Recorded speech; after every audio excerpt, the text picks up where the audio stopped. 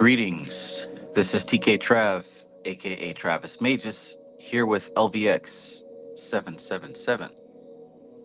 Today, we continue our book study, A Practical Guide to Qabalistic Symbolism by Gareth Knight. We are going to be covering the two paths, number 24 and number 26, that concern the Death card, as well as the Devil card. Spooky business, right? Terrifying, scary, spooky business. So if you're not afraid and ready to delve and dive deep into the darkness with your own light as the guide, then let's go ahead and get this thing started. Get this thing started right now. I want to do something freaky to you, girl. I don't think they heard me. I want to do something freaky to you, girl. They call me USHERRAYMOND. You know what it is.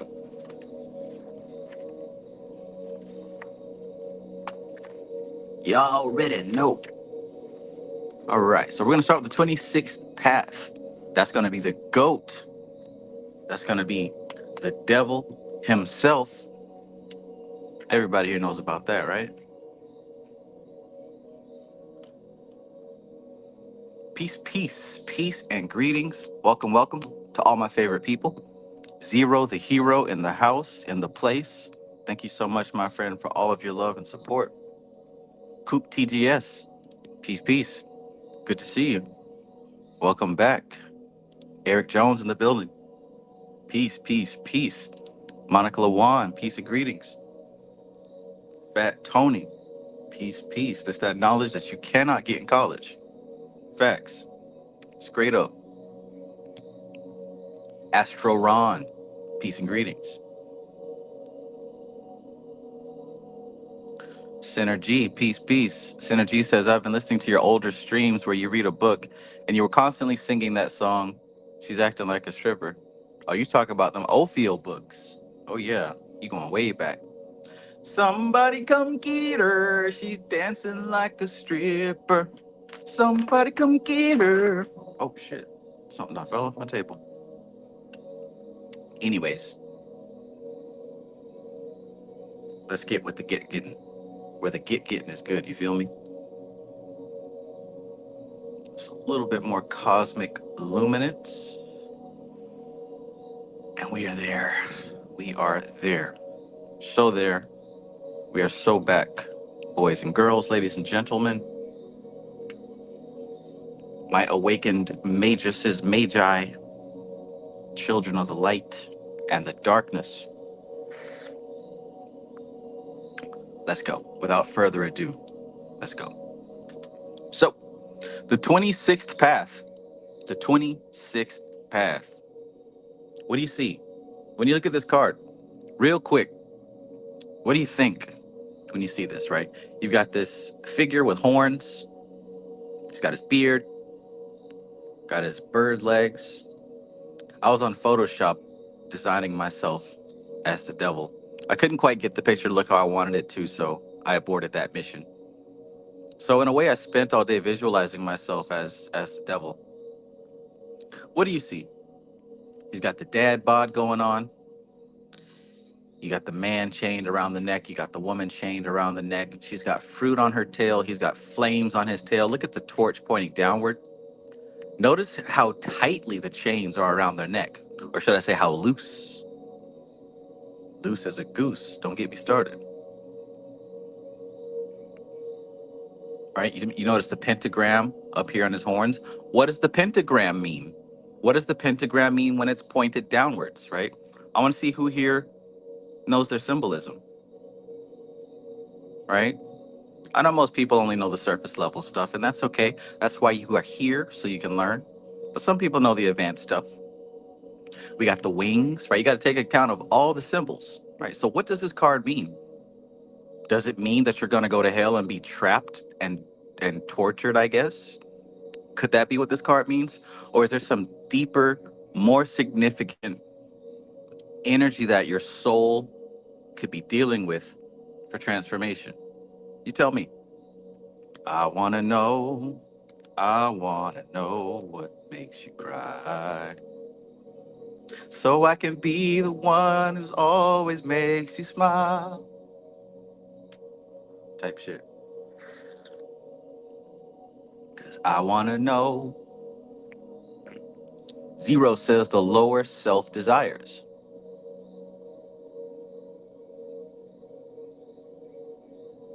Azrael says man and woman bound in chain to time. I like that. I like that. We got that Saturn influence going on, right? Zero says from divinity to earth Malkuth. Okay. Ashley says consensual bondage to the material. Okay. I like the consensual part because if you look, don't nobody look like they're struggling or trying to be saved, right? Does anyone look like they're trying to be saved? Especially with them loose ass chains around their neck, right? They both bucket naked. He looking at her, she looking at him. They don't look like they're trapped, not to me at least. So yeah, I think you're right on with that.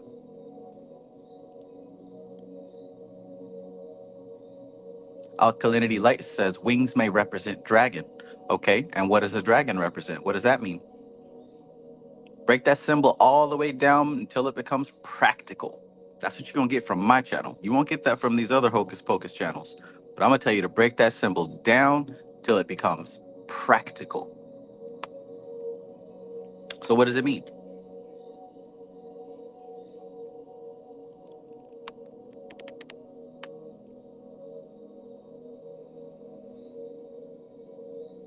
Synergy says low hanging fruit, no pun intended. Okay. And that could most certainly relate. All right, so let's get into it, right? I just want you to get your gears turning, get you thinking about it so we can dive into this thing with a conscious mind. So, back to the tree of life. And also notice that torch is downward. Don't look like it's gonna last too long. Have you ever held a candle or a torch or an incense stick upside down like that? What happens to the flame? How quickly does it burn? Right? There's a lot going on here. I love that Ashley pointed out the consensual bondage. She ain't trying to be saved, right? Look at the dad bod, right? How long has he been sitting there? What kind of activity is he doing?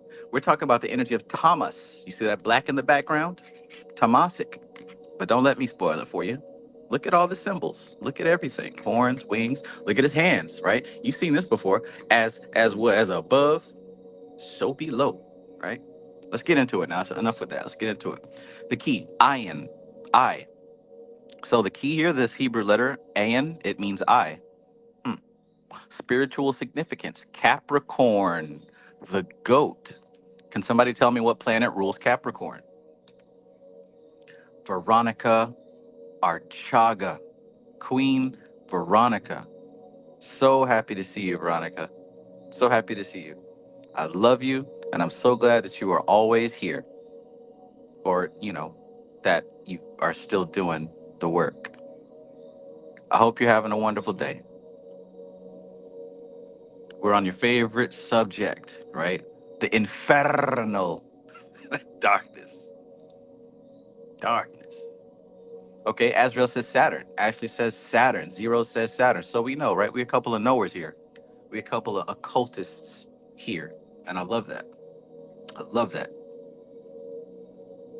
Best spiritual community on the internet. I dare you to find a better one. Please find a better one. Theory, Lord of the gates of matter, child of the forces of time. There's that Saturn influence, right? Colors, indigo, black, blue black, cold, very dark gray. All those are Saturn colors. So the Saturn energy is heavy here. Text, the 26th path is called the renewing intelligence because the holy God renews by it all the changing things which are renewed by the creation of the world. Azrael says the black cube. Okay, see, I knew we had some knowers. We had some knowers. Look at how they're chained to that Xbox.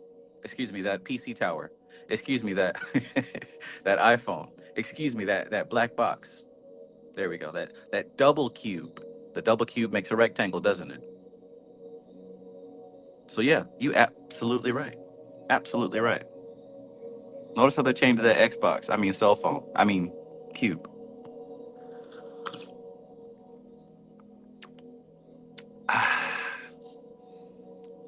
All right. Where my moderators at? Who in this chat got a wrench? I ain't got time to play. Ban this motherfucker. Kick him out.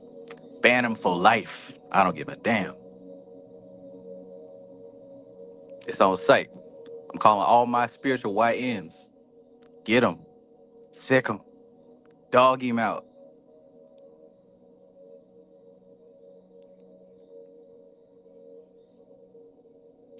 So, the 26th path is called the renewing intelligence because the holy God renews by it all the changing things which are renewed by the creation of the world. The creation of the world.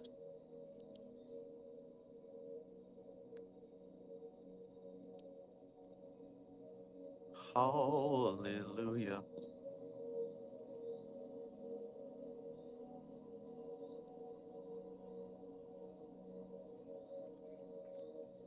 Hallelujah. You know what? I got an idea. We'll do it like this.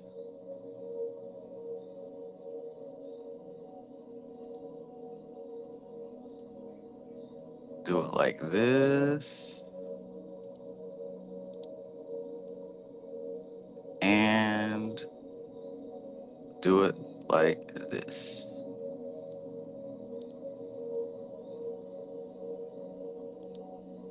There we go. Now we're all set. You all have been bestowed with power. Use it wisely. Okay, so number one. As the 25th path is a dark night of the soul on the way of love or devotional mysticism, so may the 26th path be considered a similar test on the way of wisdom, the Hermetic path. So remember previously we talked about the dark night of the soul, the 25th path? Now we're on the 26th path.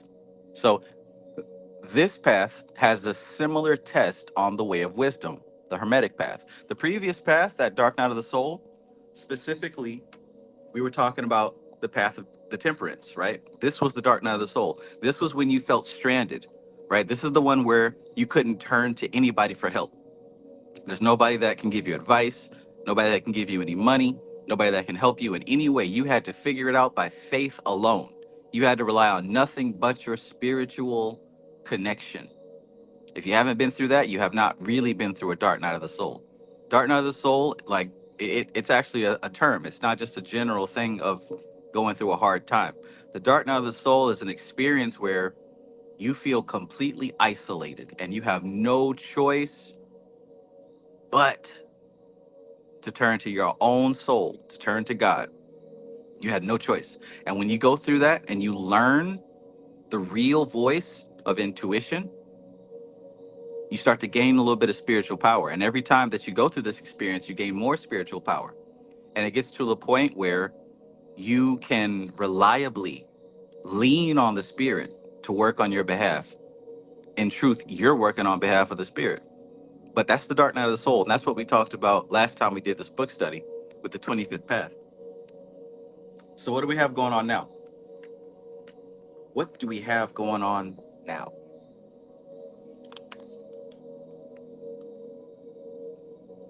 A similar test on the way of wisdom, and the 24th path on the way of power, or nature, mysticism, and art. That's going to be the next one that we read. This threefold division does not mean that one person will only have one or the other experience according to his path. On the contrary, everyone gets the lot. For the threefold division is merely for convenience of study and is by no means a system of watertight barriers.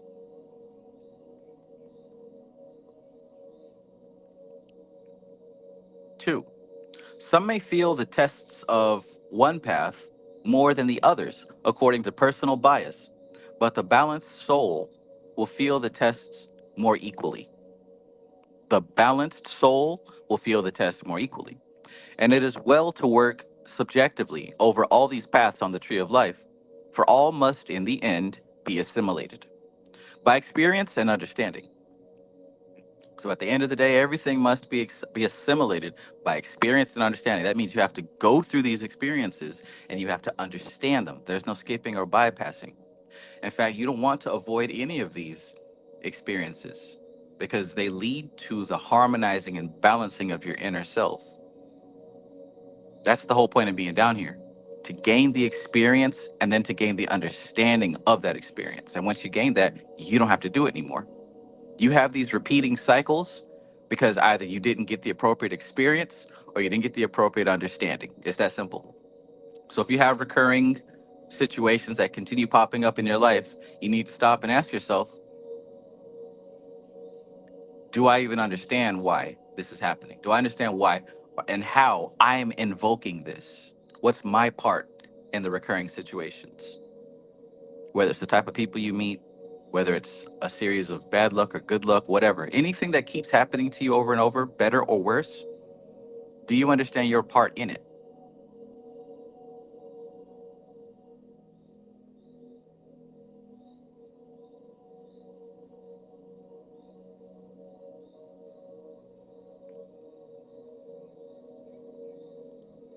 Benjamin, peace. Benjamin says, I'm at the 9 to 5 job right now. Soon I will escape the rat race like you did. Made my first 200 bucks in a day. Congratulations, my friend. Congratulations. Whatever you're doing, double down on what works. I wish you the best. And I know for a fact you're going to make it because most people are too scared to try. The fact that you not only tried and had success, bro, keep it going. Keep it going. You will achieve what you're looking for. 1000%. Proud of you, man. Most people don't even take the step.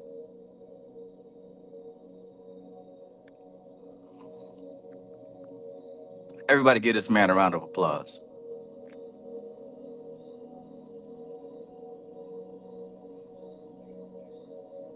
Asriel says, my experience with this path was intense, but beautiful in the end. I was left homeless with nothing and came back from it all. Powerful, powerful, right?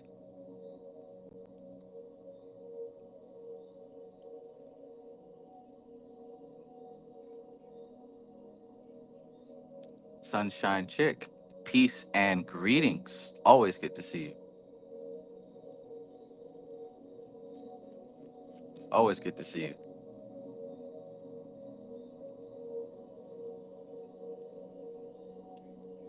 All right, so let's keep moving. Let's keep moving. See, we support each other here.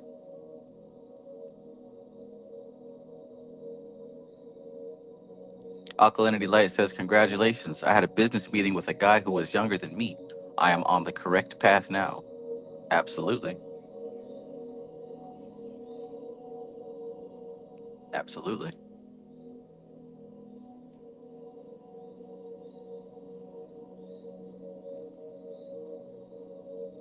So we've got to have the experience and the understanding in order to really close these cycles and integrate all the different energies that we experience. Man, it might not seem like it, guys, but this is advanced level stuff, especially in comparison to the rest of these folks online that use the word spirituality and magic. They ain't nowhere near this type of information. So you give yourself a round of applause as well. If this interests you, right? If this starts a fire within you, and if you understand it, even if you understand it on a subconscious level, this is truly, as they say, not for everybody. So perhaps it would be truer to say that the 24th path tests the driving emotions, the 25th path, the devotional aspirations. Okay, I can see that. 25th path, that's the one we were doing last time, the dark night of the soul. That tests the devotional aspirations. That might be something to write down. those of you who take notes. And then he says the 24th path tests the driving emotions. So that would be the death card. So this path would test the driving emotions. And it's up to you to see what that looks like in your life. And the 26th path, that's the one that we're reading right now. The 26th path, the intellect as the soul makes its journey from consciousness centered in Yesod to consciousness centered in Tiphareth. So we're going from the mystical mind to the higher self mind, the imagination to the soul. What do you think that's like, transferring your consciousness from the imagination to the soul? Thus, according to the bias, will either of the three paths be experienced the more? And the tree is useful here, for it enables the other paths to be sought after and worked upon in meditation, so that more balanced progress is made. The Esoteric text gives a clue to the problem of the mind faces in coming to a mental conception of what God is. For as man changes, so does his idea of God change. For man's mind, God is, and can only be, the ideal of man.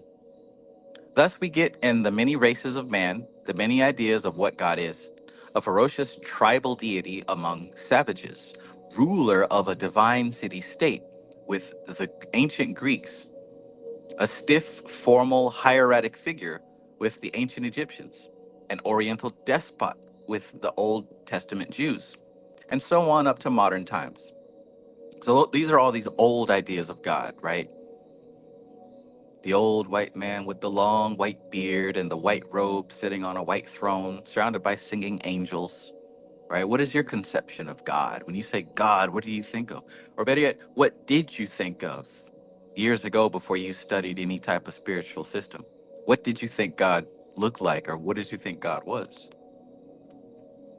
There's a lot of people who think God is a man on a throne sitting up in the clouds somewhere. It sounds stupid to say out loud, but it's millions of people who believe that.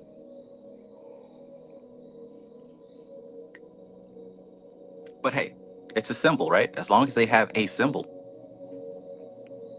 Veronica says, God is what your parents told you it is. Yep, right? That's where we get our first image, and unless we adapt it and change it, it stays locked.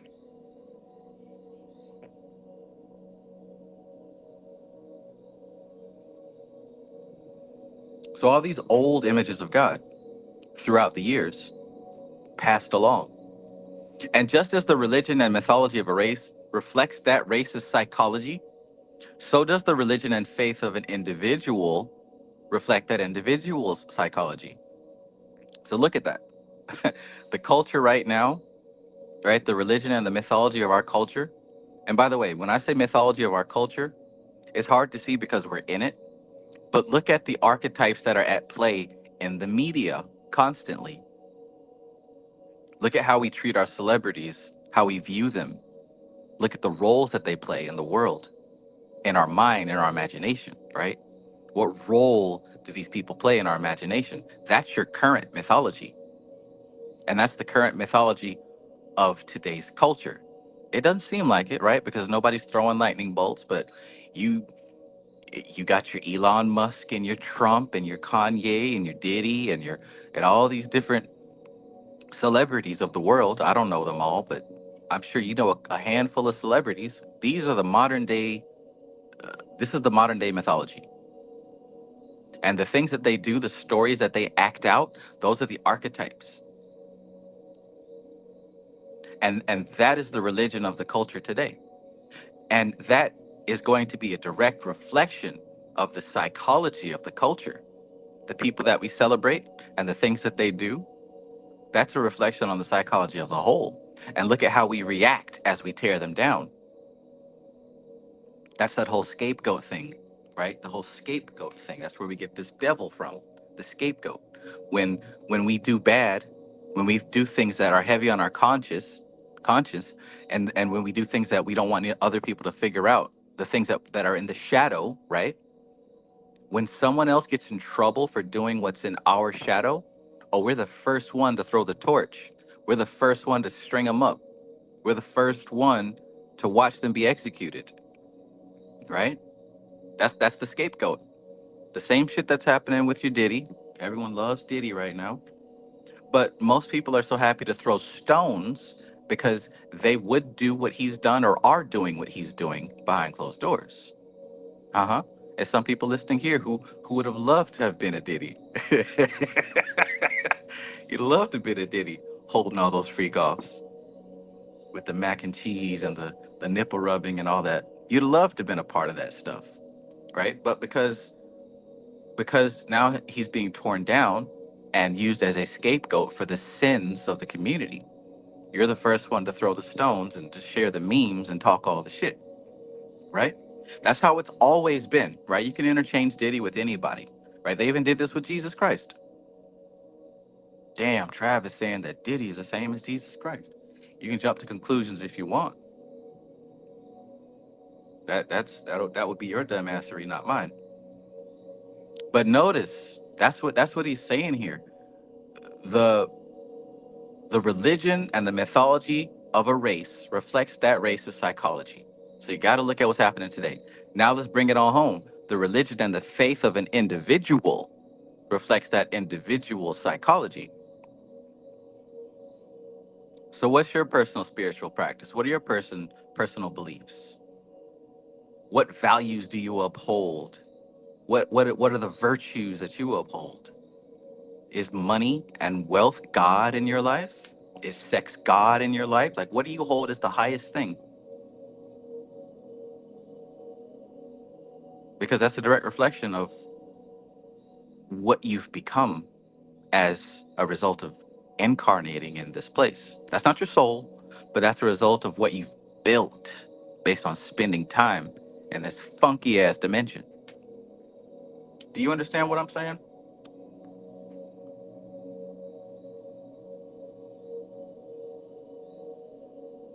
Synergy says making gods and worshiping them is a very human thing to do. It's a way to conceptualize things we cannot explain. Absolutely.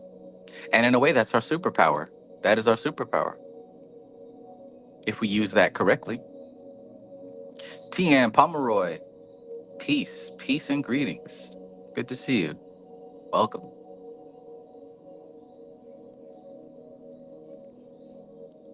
Yeah, this Diddy reaction is crazy.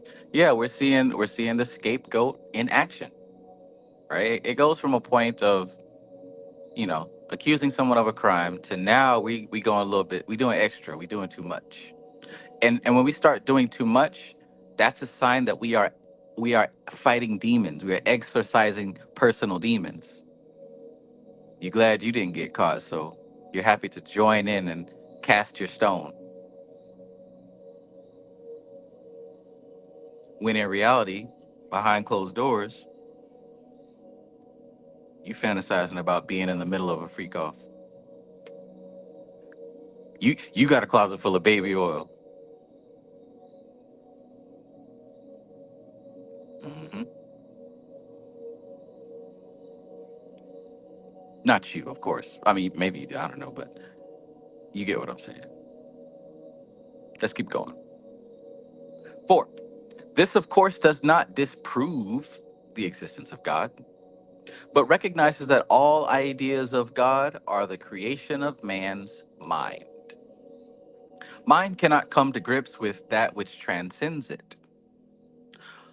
Mind cannot come to grips with that which transcends it. So don't ever say that you understand what God is or that you understand what the soul is, because both of those things transcend the human mind. That doesn't mean that you can't have an understanding of it, right? That doesn't mean you just fuck it, forget about it. You can have an understanding of it, but not a total understanding of it. Why? Because what it is something that is far more expansive than the total human experience. You dig? So man cannot come to grips with that which transcends it, the spiritual levels of being. Thus, the attribution of the devil to this path is apposite, for the devil is an illusion. Did you hear that, Christians? The devil is an illusion, just as are all men's formulated ideas of God. The mind just does not have the means to get reality on the matter. This is inferred, amongst other things, by the trump of the man hanged upside down on the path that leads from Gibra to Had.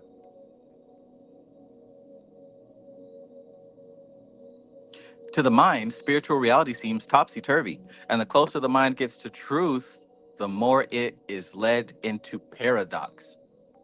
It's supposed to stop making sense the closer you get to the truth. That's why people like me seem crazy. It's supposed to stop making sense the closer you get. If you find that you're getting deep into the spiritual stuff and it becomes more difficult to blend into everyday society, that's a natural side effect. However, you most certainly want to do your best to blend in with everyday society because guess what? You still got to pay your bills. But if you find that the spiritual truths that you're discovering make this world seem ridiculous, you know you're on the right track. It shouldn't make this world seem, shouldn't make you want to dive more into this world as far as like, oh, I want to go out and party some more and get more money and fuck more bitches. Like it shouldn't be deeper into that stuff. All that stuff should start to look corny. All that stuff should start to look like a waste of time the deeper you go into the spiritual stuff, because it is. It's animal fun, animal behavior. That's what animals do, and that's okay, right? That's fine. But understand that's not the point of life. The point of life isn't to have kids and start a family and have a career and retire and all the stuff that we were taught to do. In fact, all that is the lie. All that is the illusion. You'll find that that was the setup to keep you as a battery in a mechanical system to keep society going. The truth is, you are not even this body. But, let's stick to this. Kevin Wise, peace and greetings, my friend. Welcome back. Welcome back. Good to see you. Synergy says, I've become celibate because I wasted so much time obsessing about sex and love. Me too. Me too. Trust me. I literally know exactly what you're talking about. And that was one of the best decisions I made because I've come to realize just how much of my personality and my decision making process was influenced by sex, right? Every decision had a sexual undertone. But when I learned to move beyond that, I had to completely discard who I was and recreate myself from the truth. To recreate myself from something beyond the animal, from beyond pleasure and pain, to recreate myself beyond something that's just my biology. So trust me, I know exactly what you're talking about. And good for you. The closer the mind gets to truth, the more it is led into paradox. 5. Yet this inability of the mind does not mean that all religions are deluded and worthless. They all lead toward the one light. And anyone who throws over orthodox religion misses a lot. If one has the spiritual insight to see the essential unity of all religions, then one ought to have the ability to get the most out of and to contribute one's share to any one religion. The best religion is that which makes the greatest appeal to one. So, look, a lot of people threw away Christianity and threw away the Bible when they started dealing with this stuff, but that's not the right answer. The truth is, if you really are awakened, you can go back to religion. You can go back to whatever thing that you were raised on. In fact, you can make it better, right? I think about sometimes what I could do if I went back to the church that my grandma raised me in. Like, what could I do with the stuff that I know? With the stuff that I know, what could I do if I were up on that pulpit teaching the people, organizing Bible studies and whatnot? How could I help those folks? Because they don't want to hear none of this. They're going to see this and run out the door screaming, right? But how could I teach them about the energy that it represents? You know what I'm saying? So, really, if you're really woke, you should be past being triggered. And you know what I'm saying? I don't like these words. Fuck that word. I don't know what it means. Don't care. If you really have your eyes opened and you do understand spiritual stuff, a true test of that would be to go back where you came from and help them folks in their language. And at the same time, you'd learn a little bit. But hey, you know what I'm saying? It is what it is, what it is, what it is, what it is.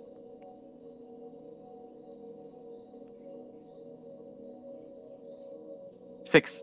Also, while the appreciation of the universal validity of all religions is the best means of approaching spiritual reality by means of the mind,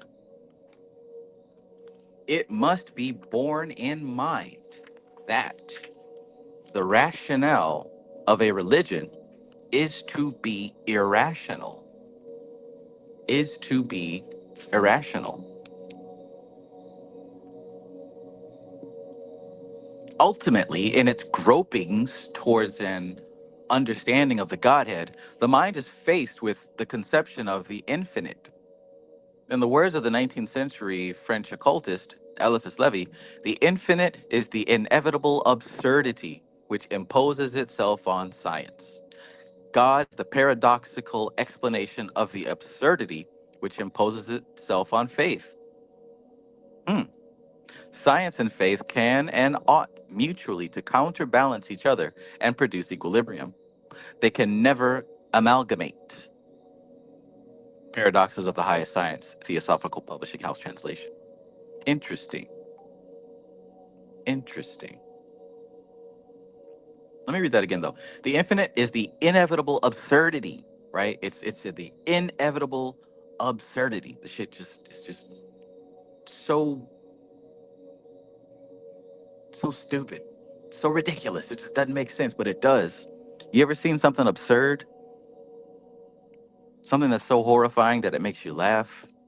Something that's like so true that it, you know what I'm saying? Like it just boggles the mind.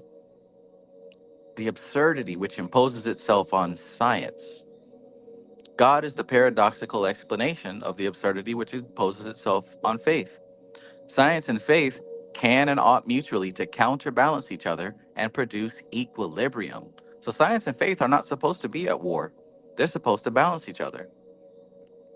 They can never amalgamate. Hmm. Hmm. Larissa B.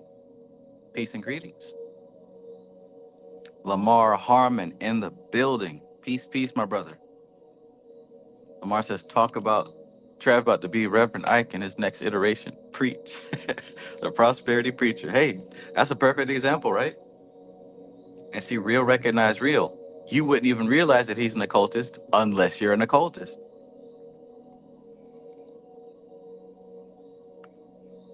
Beautiful stuff.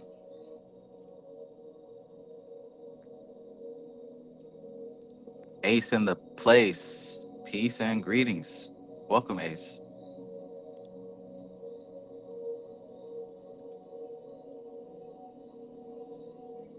Hmm. Mm-mm-mm. It's a good Saturday, ain't it? It's a good Saturday. Glad to see all y'all folks. This feels like it's been forever, huh? I mean, it's only been 2 weeks, but you know. 40 shot kosher corver. Peace and greetings. Welcome, welcome.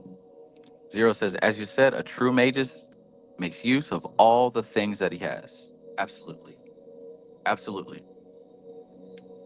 Because a true magus realizes that there's no such thing as good and evil, no such thing as good and bad.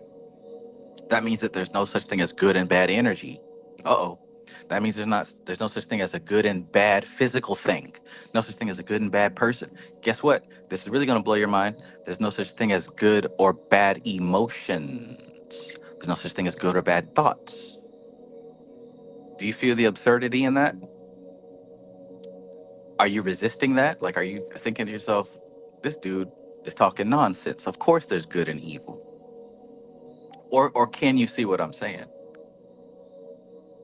See, what I teach is that good and evil is an illusion. That is not true. What I teach is useful and appropriate, resonance and dissonance. Useful and appropriate. That replaces good and evil. But that's not for preschoolers. That's not for spiritual preschoolers. Coop TGS says science and faith, Hod and Netzach. Absolutely. Lamar says, peace, Gemini gang. Happy belated early birthday. Peace. Oh yeah, my birthday is in 2 days. My birthday strikes on a Monday. So you know I gotta perform my birthday ritual. You're gonna get that breaking news short video asking for a $5 cash out birthday present. So get ready.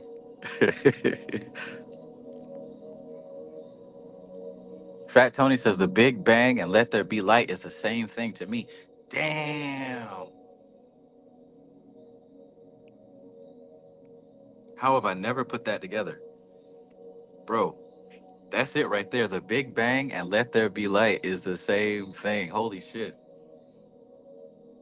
So there's no need for Christians and scientists to argue.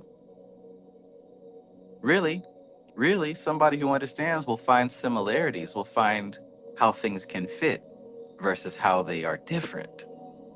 That's awesome.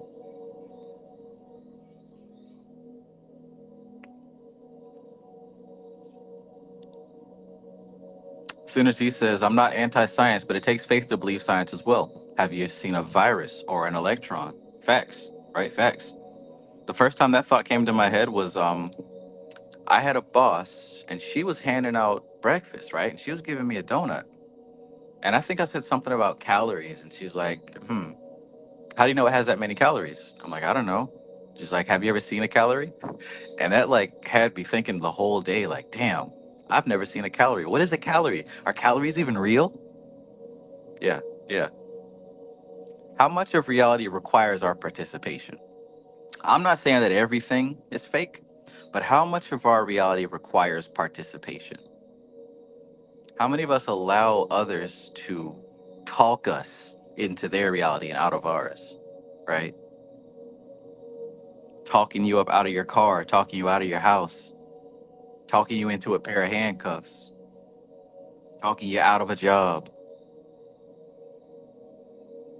A lot of times we let threats or false evidence appearing real, we let the illusion scare us into action. A lot of this society is built on participation. A threat does not exactly mean action. It takes wisdom to know the difference, though.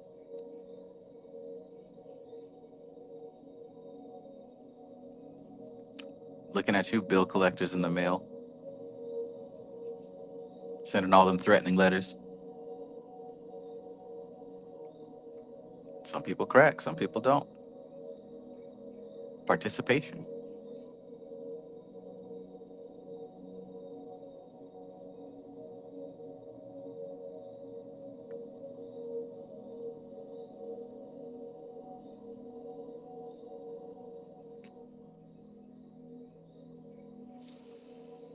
All right.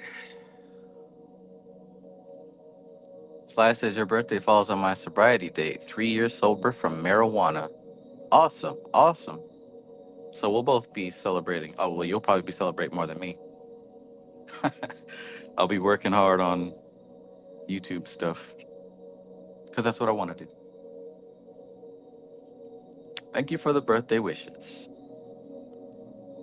I think I'll finally reveal my age.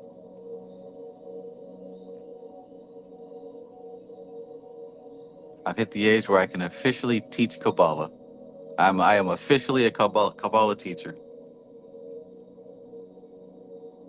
I'm an old man, y'all.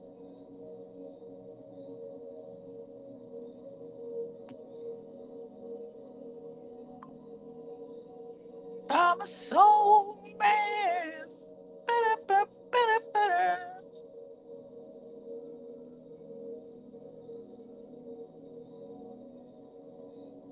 All right, so let's get back to this text.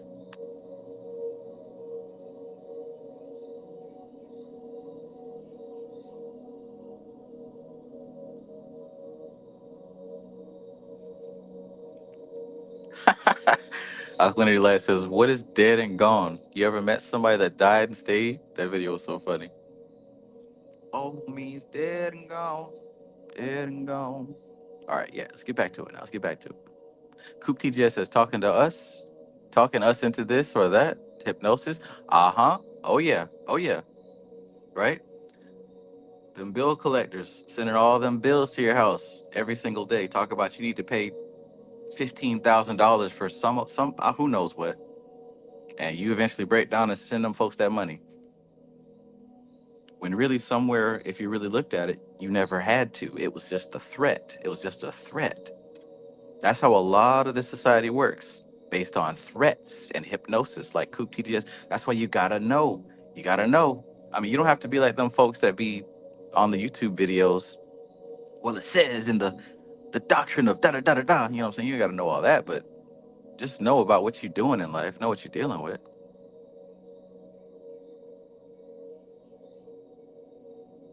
Oh, me dead and gone, dead and gone.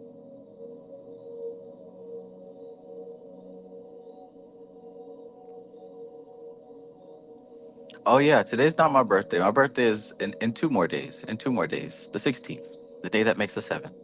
But I thank you and I appreciate the consideration. Absolutely.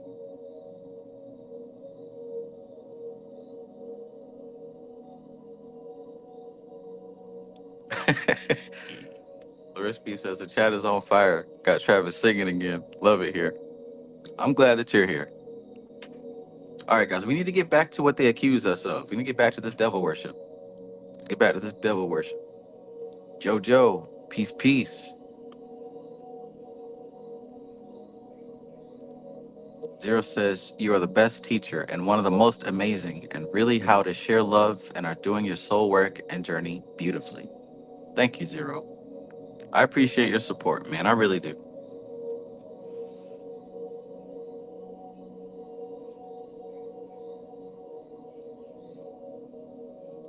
40 Shot Kosher Cover says, "Happy birthday, Trev. I just made an AI gem on Google Gemini with the personality of you and the Rogue Titan, my favorite teachers."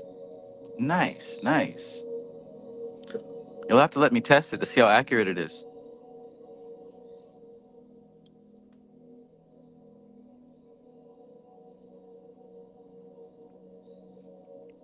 Coop TGS says, "Happy Father's Day too, Trev."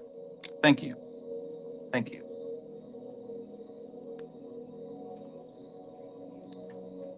So he's dead and gone, dead and gone.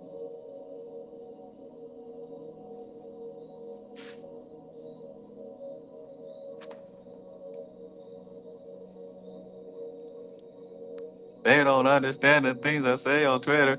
All right, now for real, let's get back to it. Speaking of 7, right? Speaking of 7, we're on the 7th verse.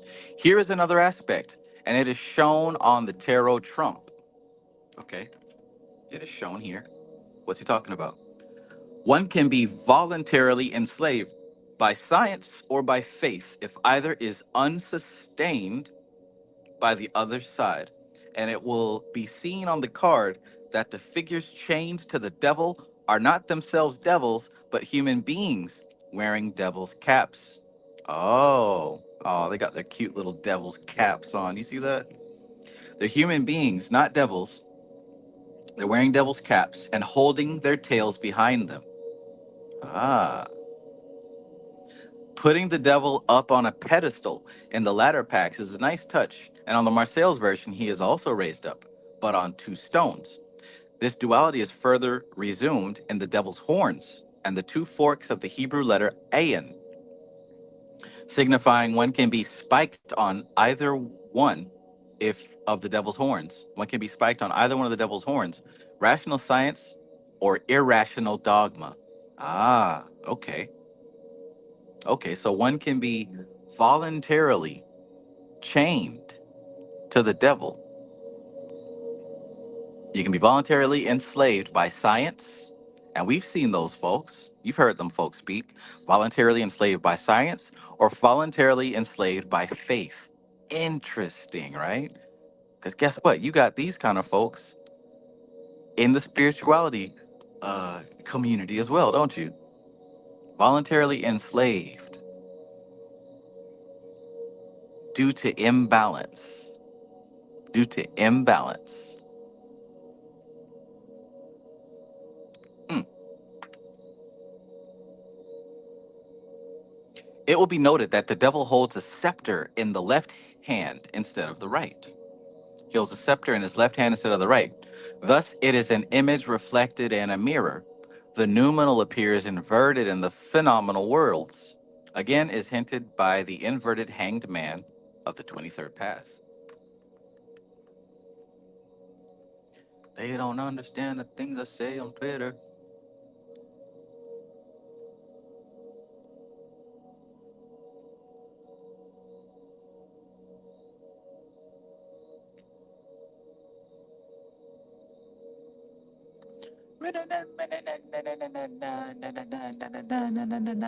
Chacaron, chacaron. Coop TGS says the Robin Wood version of this card is wild. Two people trapped in darkness clinging to a treasure chest. Above them, a small window of light. Oh, yeah! That they reach up to but can't get let go of their gold. Yeah, you're right. I have that. I might whip it out. Should I whip it out? Shall I whip it out?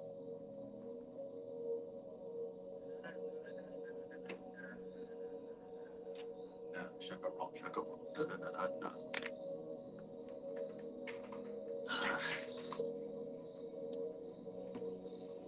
I'm in a bit of an excited mood today. It's probably because I don't drink as much coffee as I usually do. Let's see, do I have that card readily accessible? Watch it pop out. Robin Wood. I really like this deck. This is a awesome deck. I first got the book for it, did not realizing that the deck didn't come with it. But the book got me wanting to buy the whole deck, and I'm glad I did. Let me find that devil card for you. Chacaron, chacaron, chacaron. All my Negros, niggas, nigga, how Hitler, nigga, how Hitler, nigga, how Hitler. All my niggas, Nazis, nigga, how Hitler.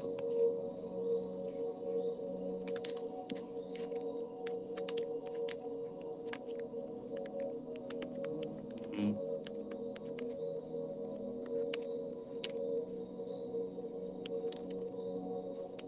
She got her hands in my pants.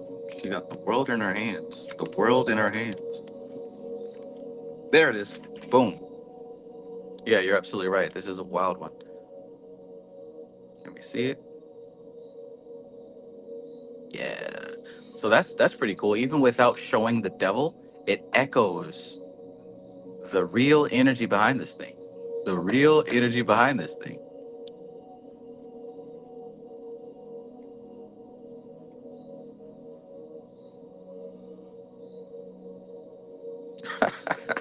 Alkalinity Light says, Tar says, if you see Jesus, tell his ass that I got a couple of words for him.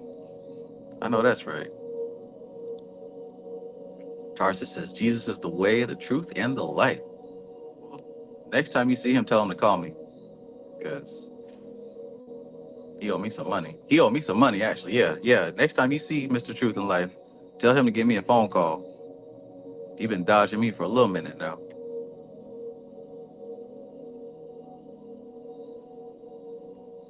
Zero says in the Thoughts deck, I love the devil card. The art is so good. All right, I'm not going to run upstairs and grab that one, Zero.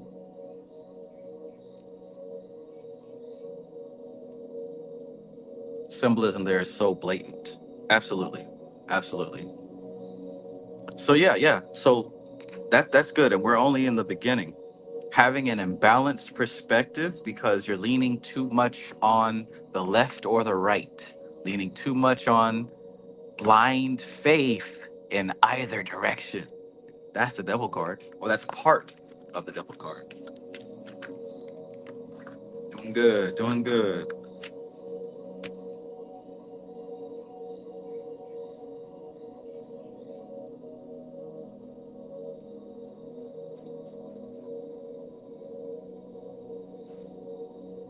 Let's keep going.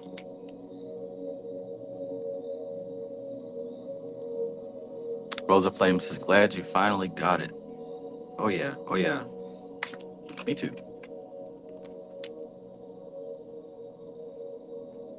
I should use it more. Honestly, I really should. I mean, honestly, I need to get back to doing tarot because that was a lot of fun.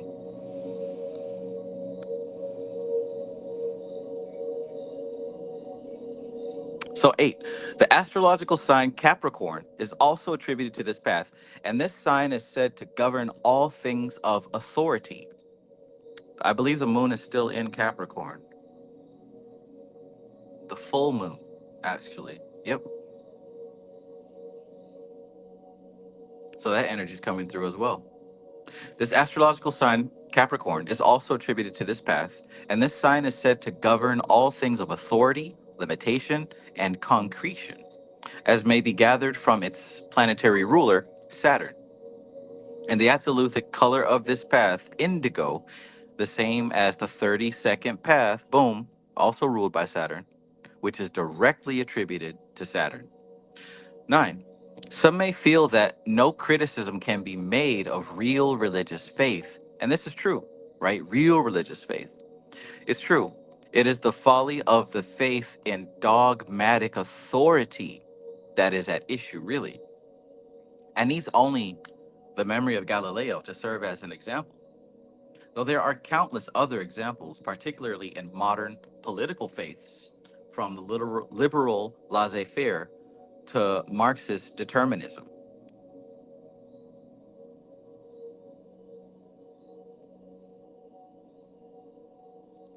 Slash says the moon is currently 7 degrees Aquarius. Okay, right on.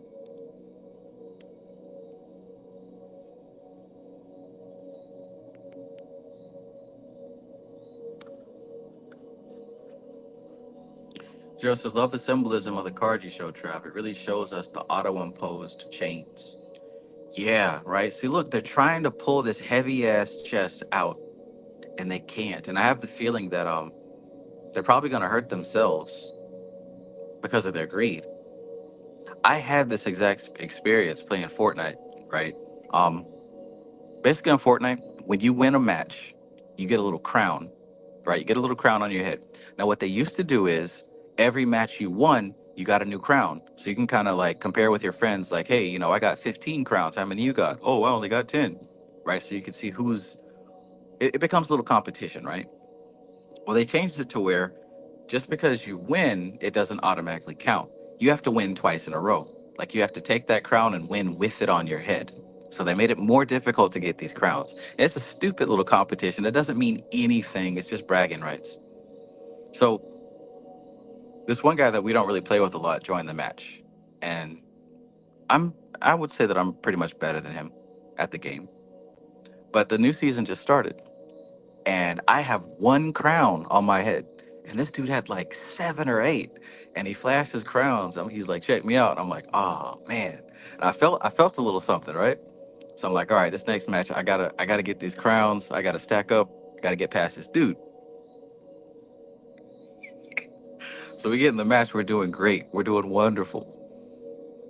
Gets to the very end, and what happens a lot of times is people kind of get tunnel vision when the fight starts, and they just run out in the action and die. And me, I like to keep my cool, like to see who's where, what I'm saying, scan the scene, play it as smart as possible. So, anyways, it came down to the end. And as we were fighting these folks, we realized, oh shit, they had crowns. Now the storm was closing in and it was ticking for a lot, which means that it would be very stupid to go into the storm because it means certain death. But this dude had a crown and I could not let this other guy get past me. So against my better judgment, I ran my ass into the store looking for this damn crown, just like these dudes. And I got the crown, but guess what? I couldn't make it out of the storm. I died. I threw the whole match and died and didn't get the crown, right? Being greedy, trying to compete, going against my better judgment. That's the exact type of shit that this card stands for. Now maybe you've had an experience like that where you threw the match or you threw an experience trying to chase the birds in the bush instead of keeping the one you had in your hand. But yeah, it's definitely a reminder. It can pop up anywhere. And that goes to show that when we're talking about these paths, these energies, and these cards, These are experiences that are happening every day throughout our lives, all the time. It's just being an occultist, you have to learn to recognize them. That's how you live Kabbalah. That's how you live the tree. Because when you can recognize when it's happening in your life, you'll know what to adjust. You'll know what to do in real time. No more confusion. You'll have clarity. All right, that's my little story. Hope you enjoyed it. I know you've had an experience like that. You might not want to share, but I know you did. They say a bird in the hand is better than two in a bush, but many of us have chased two in the bush.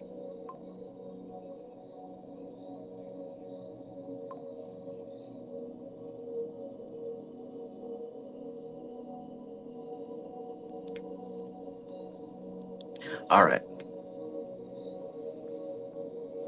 So, 9. Some may feel that no criticism can be made of real religious faith, and this is true.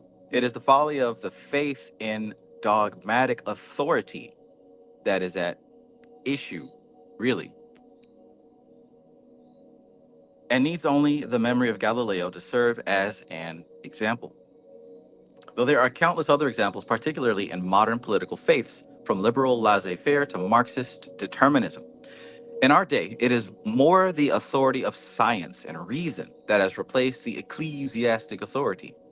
Though the pendulum is beginning now, in the middle of the 20th century, to move back towards the equilibrium point. And doubtless human nature being what it is, will eventually swing to the irrational side and then back again, and back again, and back again, and back again, until humanity achieves some semblance of permanent balance in its outlook, or even stops being the dupe of external authority. Hmm. How many back agains was that? One, two, three, four, five. The abuses of authority, whether rational or irrational, are, of course, based on one cause, and that cause is, ironically, appropriate to this path of knowledge. It is ignorance. So the abuses of authority, whether they're rational or irrational, are due to ignorance. It's due to ignorance. As Levy went on to say in the work quoted above, it is through ignorance that a man is proud, since he then fancies to make himself honored by rendering himself ridiculous and contemptible. It is through ignorance that a man is avaricious, since he thus makes himself the slave of what is made to serve us. It is through ignorance that a man becomes a debauchee, since he thus makes a deadly abuse of what should relate to and propagate life. Through ignorance, men mutually hate in lieu of loving. They isolate themselves instead of helping one another. They separate instead of associating. They corrupt instead of improving each other. They destroy in place of preserving and weaken themselves in egoism in lieu of strengthening themselves in universal charity.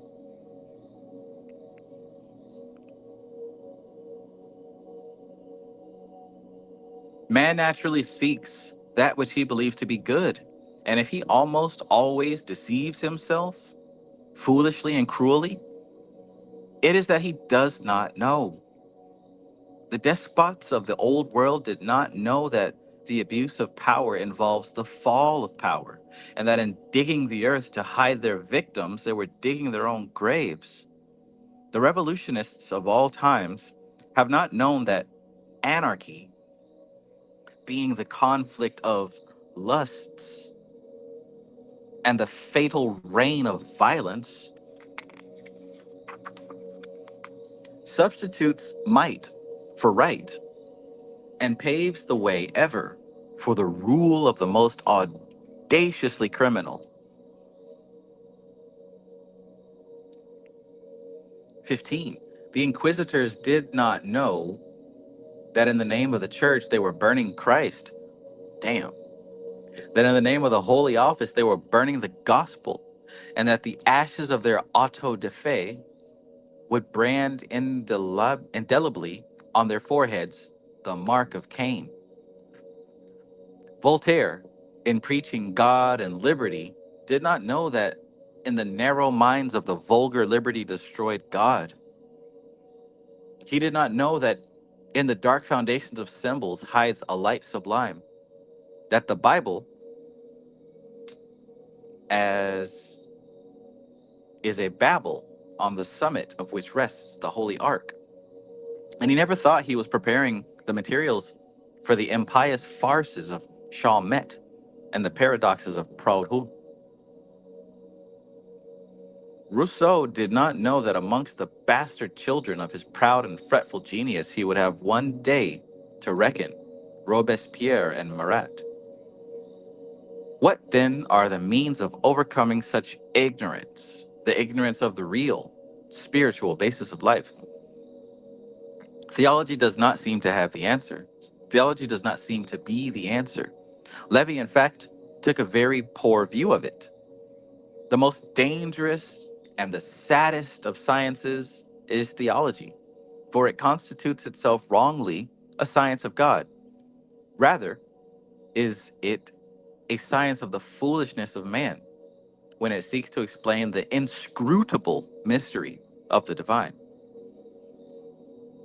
His reason for this view is that it is through blackened glasses that we can alone gaze on the sun. Looked at through a clear glass, it seems to us black and blinds us. God is for us as a sun. We must walk by his light with lowered eyes. If one tries to gaze fixedly on him, our sight fails. Hmm. Hmm. Most theologians would have reservations to make on these statements, and no doubt rightly so. But nonetheless, Levy here puts his finger straight to the crux of the matter, and the secrets of the path, which, being a Hermetic student of no mean ability, he knew well. It may be that, as St. Paul said, in our present life we can see but as through a glass darkly. But the apparent difficulties to the mind are insurmountable only if the concrete mind remains fixed as concrete mind. That is, remains in Hod, content merely to gaze upwards towards the son of Tiphareth. But the path is meant to be trod, and the attribution of Capricorn, the goat, signifies that by treading it nimbly, leaping from crag to crag, we can attain great heights. And in the process, the mind will be changed. For this path is, after all, called the renewing intelligence. And as the mental air becomes more rarefied, so will the mental processes be transformed from intellect to intuition. Here we go. The path is a transformation process of intellectual Hod consciousness to illuminated Tiphareth consciousness. Run that back. The path is a transformation process of what? Transformation process of intellectual Hod consciousness to illuminated Tiphareth consciousness. Would you believe it? Would you believe it? From rational conscious mind to soul, higher self, God mind. Can you imagine the leap? And how is that path represented as the devil? Well, you can just as easily use that energy to become addicted and enslaved to blind faith, whether it be science or religion, or left hand path, or whatever it is. Framestar Films, peace and greetings, OG. Peace and greetings, my friend. Good to see you. Welcome, welcome, welcome. Cosmic Flow, peace, peace. AKA T-Town Hustler, peace and greetings. My Gnosis in the building.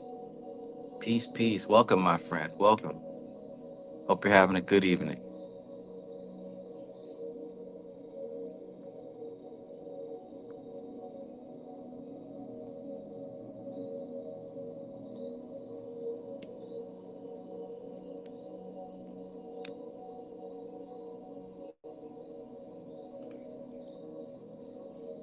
Interesting. Interesting. So what we're dealing with here on this specific path is the transition between intellectual consciousness to illuminated consciousness. And what that path is filled with are other things to get distracted by, to get locked into, to become a rabid fan of. Just like my Fortnite example, right? Instead of focusing on the actual goal, which is to win the match, my focus was on some dumb side mission, trying to collect a crown so I can be better than the next man, better than my teammate, right? That was a perfect example right there, honestly. Instead of focusing on winning the match, I'm trying to drag this treasure chest out of the darkness. And hell, I can't even get out the darkness. Literally. I was trapped in the storm, ticking too much. I couldn't make it. For nothing. All for nothing. That's what happens when we misdirect the force of this card. And it's easy to do so. Easy to do so. Because the design of this card could have been something else. The design of this card could have been something else. But I think it's because of human nature. It's showing us the type of test that we have to overcome. If you're someone who is not able to resist those petty ass side missions, then this is most likely our experience of the path. Nobody forced me to do what I did. I chose to do that, right? We all chose to do whatever it is that we do that distracts us from the path. We choose to be obsessed with a side mission. We choose those things. And look at the upside down torch. Again, it's a reflection, and we're burning our energy. We're burning it up. For what?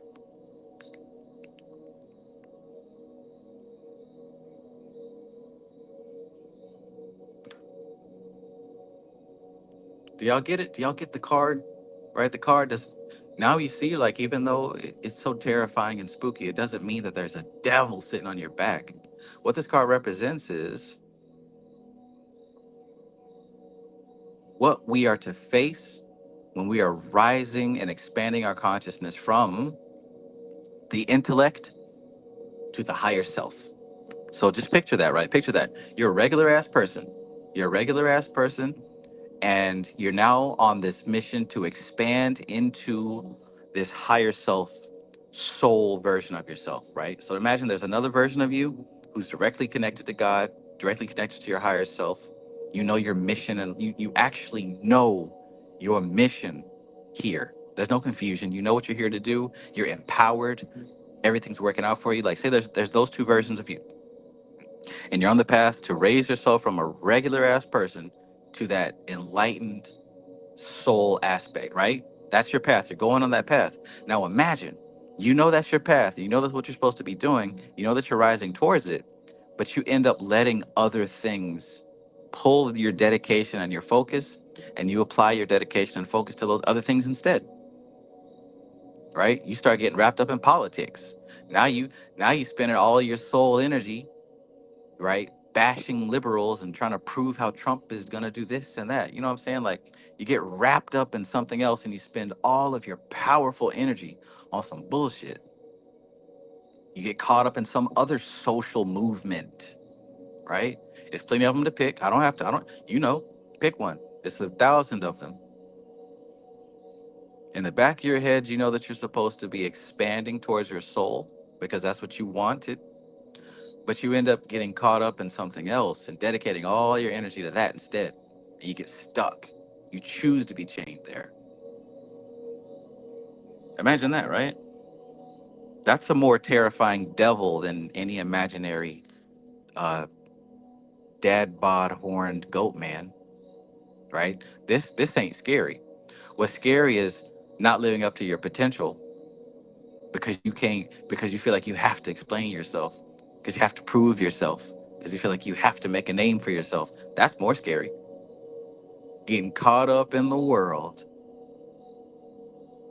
a world full of automatons and sleeping folks, and you supposed to be rising above all that, but you turn around and get even more entrenched,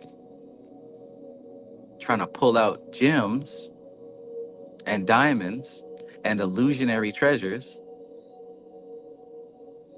even though you're going to a place where you don't even need any of those things. I didn't need that crown to win the match. I was distracted. You get the point. And in this way, the devil is divine. In this way, the devil is divine. The devil is there to represent those things which have the power to tempt you off your path. Once you're able to resist and overcome and harmonize, the devil's no longer your enemy. The devil's a mirror showing you, hey, you ain't beat that porn addiction. Hey, you beat that sex addiction. Hey, I'm still here. Hey, you still tempted to grab that bottle, get something to drink. Hey, you still wanna hit them lines one more time. Hey, I'm still here, right? The devil's not your enemy. It's showing you something. It's teaching you something. Because ain't no other angel gonna teach you that. There's no other angel that's qualified to teach you that. Only this one.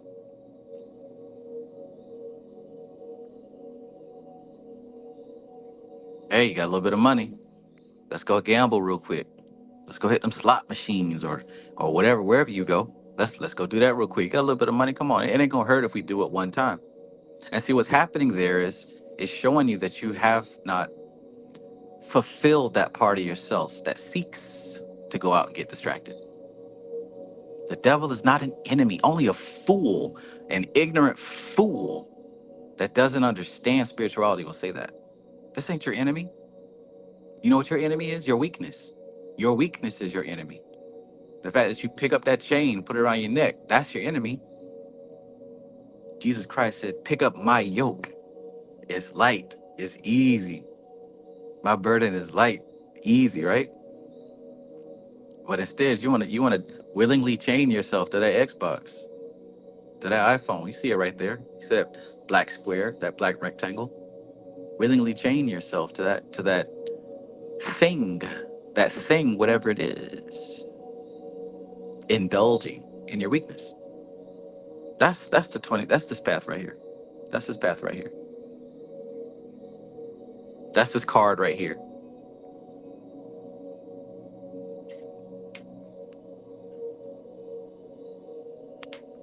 That's the devil. That's the devil. Shut your dumb ass up.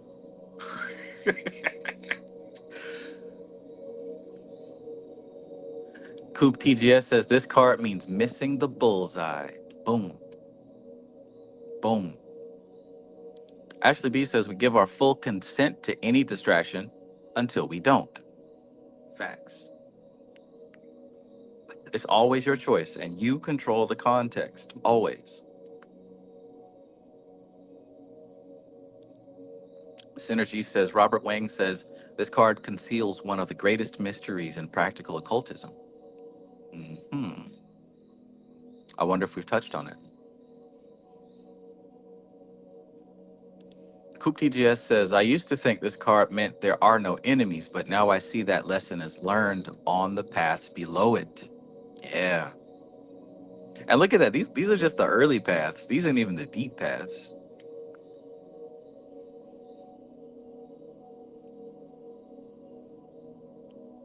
I'm telling you, man. I'm telling you, it's rare. It's rare to find somebody who's crossed that 30-second path. It's not even common. Not even common. When you start to see what's associated with these paths, you'll see that most people are, maybe reaching up out of Malkuth, but that's as far as it goes. Face down.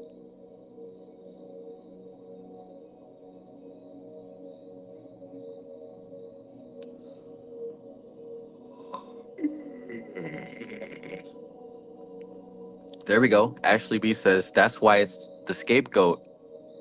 That's why the scapegoat is blamed. That's why it's the scapegoat and blamed. People don't want the burden of having to take responsibility for themselves. Absolutely. And that's why we have this constant celebrity lynching.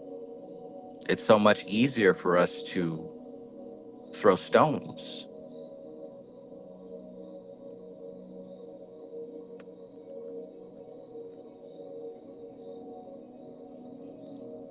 That's what I was looking for, that word, Coop TGS. I was looking for that word. The obelisk. Rain water. Rain water. Peace and greetings, rain water. Peace, peace. Good evening. Welcome, welcome. All right, so let's wrap this particular chapter up. Sunshine Chick says, please don't forget to smash the like button. If I'm not mistaken, this is showing on the vertical YouTube thing. So yeah, hit that like button. I think it's on the right side or up here somewhere. You can see it. Hit the like button. It lets YouTube and myself know that you guys appreciate this content, that you want this content. Sometimes I don't know. I've been wondering if y'all still in it.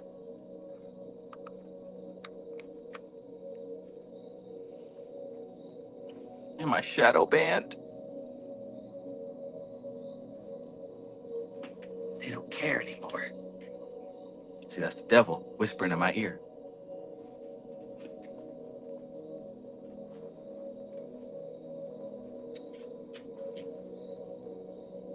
Pork Hill back in the building. Peace, Pork Hill. Tata. Peace, peace. Is it Tata or is it Tada? I think it's Tata. Peace, peace. I see you on the Instagrams.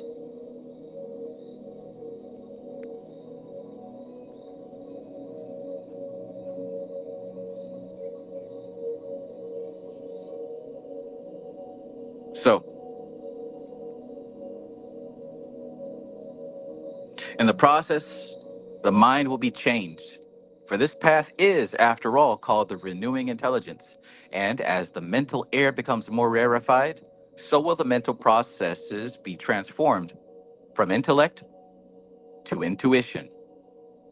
Gots to have that transition. Gots to have that transition. The path is a transformation process of intellectual hard consciousness to illuminated Tiphareth consciousness.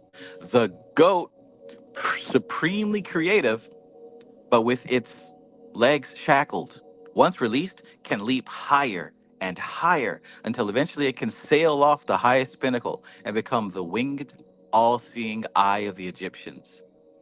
The eye being the signification of the Hebrew letter Ayin, the key to this path.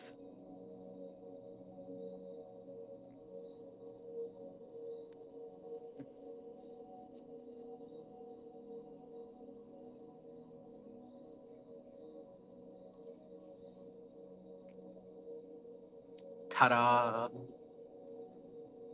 Like Toadette on Smash Brothers or Mario Kart. Coop TGS says, on YouTube, you got to click the 3 vertical dots on the top right to access the like button.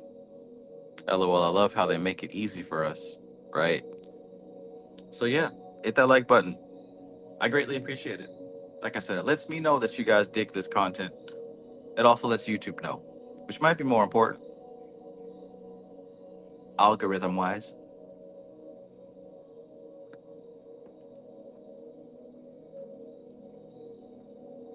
Because the algorithm is not a piece of code. The algorithm is you. The algorithm is people. And it is the actions that the people take within the app. That is the literal algorithm.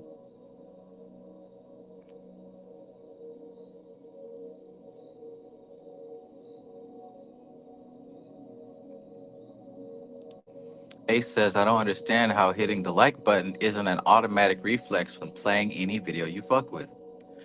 Yeah, it is with me, right? Like when I am listening to a song or a video that I like, I take the time to hit that like button because I know that YouTube is going to give me more things like that. And I want more things like that.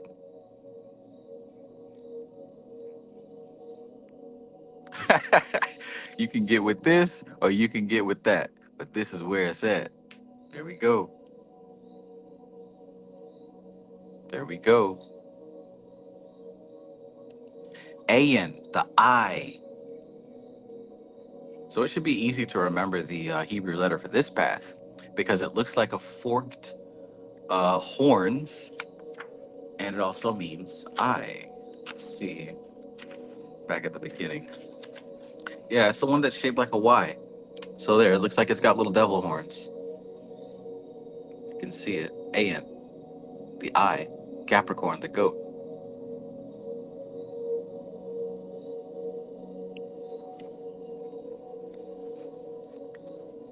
Goat it, goat it, goat it, goat it. Please don't.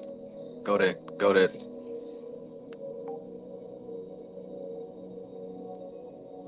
Framestar says, reminds me of those games in fairgrounds where you have to constantly hammer down the heads of the creatures popping up out of holes. Discipline is a constant process of refinement. Yes, a constant process of refinement.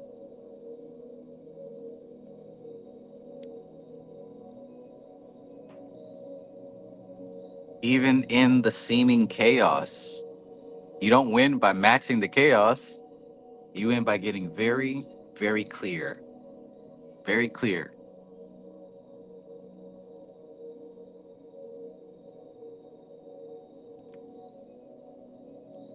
Goaded, goaded, goaded.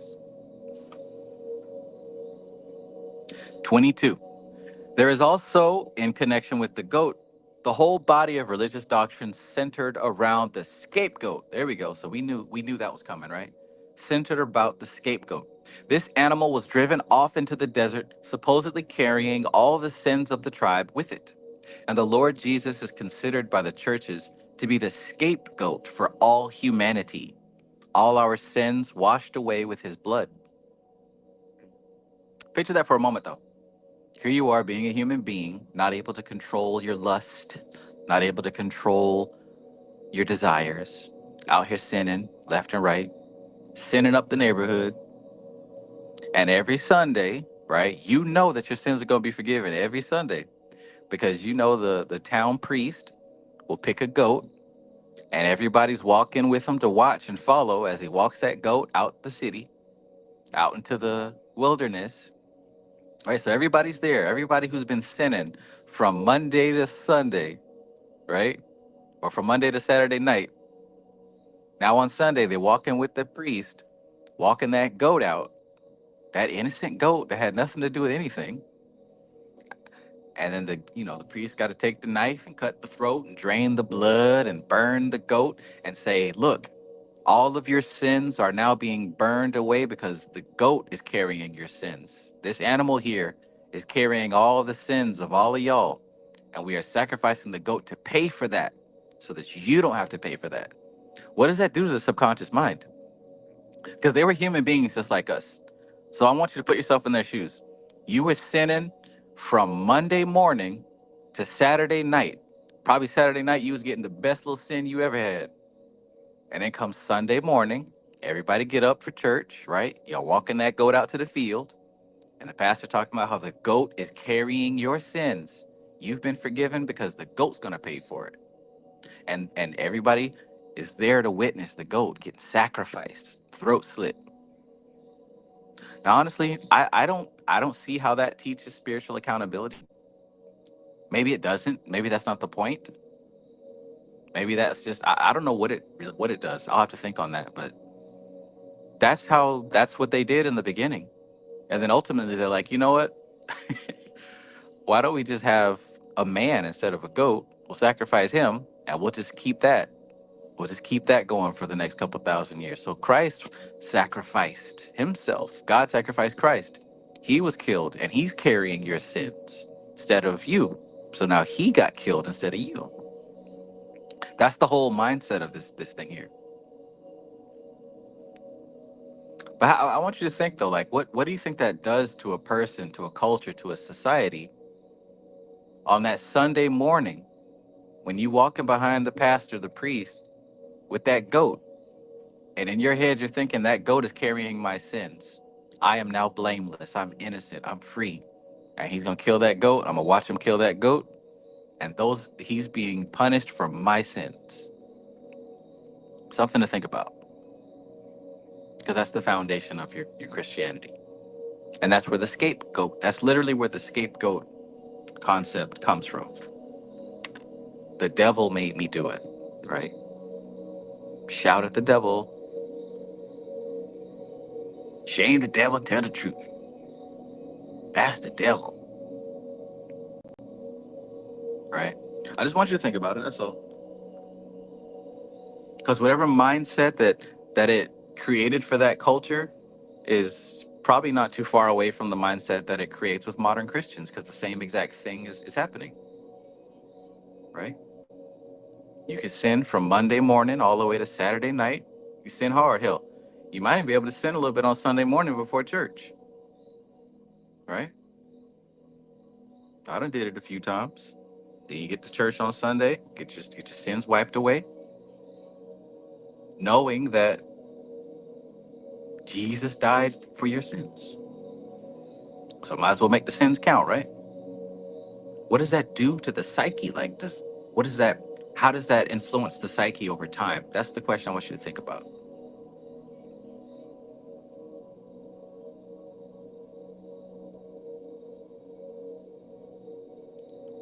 Oh, nice. Coop TGS says the eye, perception. Fun fact, if you take the universe card in the Thoth deck and turn it sideways, it looks like a human eye. Blew my mind when I realized that. Interesting. Synergy says, raised as a Roman Catholic, I've been repelled by this card, but I'm not afraid of it. I understand what it represents, but it's old programming. Egregore. Yeah, yeah, and interesting, right? Because whenever there's fear, there is power. So that kind of makes that should make you think, like, what is that fear and power keeping you from? That fear and that power is a door, it's a gate. What's behind that door? What's behind that gate?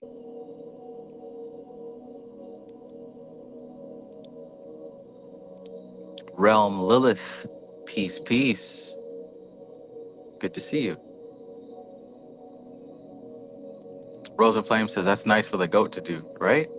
I'm sure he volunteered and consensually signed up. Ashley B says makes you think that you don't have any real work to do. Right, right.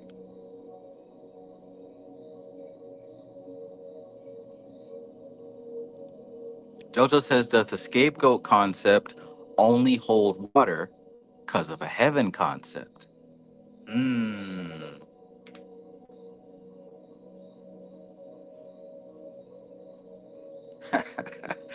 Absolutely. Presupposition. Suppositions. We have to presuppose that there's a judgment day in heaven. Yeah, that's a good question. Kahwila 4700, peace, peace.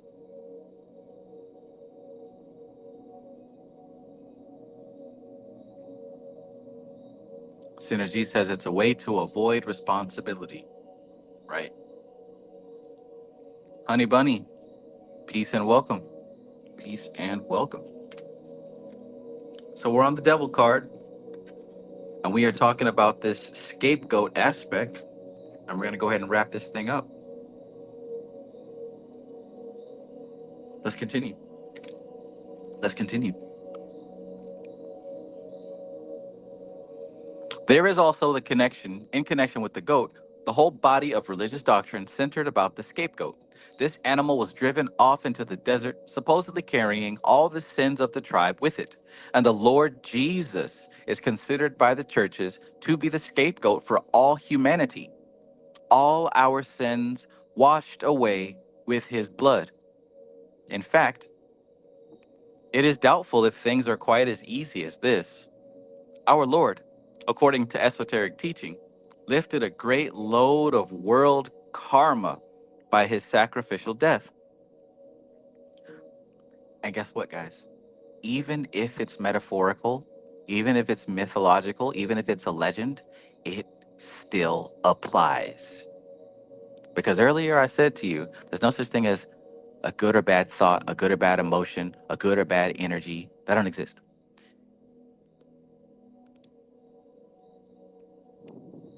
Take away your judgment and realize that concepts have an influence on reality. And if there's a concept of a world savior, a concept of a Christ, A concept of an energy that lifts the karma up off of you and up off of the world. If people accept that as true, it is true. So Christ did come and sacrifice himself for the sins of humanity. And it did work. It did work simply because we're talking about it. Do you get what I'm saying? It did work simply because there are billions of people who believe it. It doesn't care. It doesn't matter about your opinion on the matter. It doesn't matter if you, oh, well, the letter J wasn't invented back then. None of that matters because that's not going to stop somebody from praying tonight.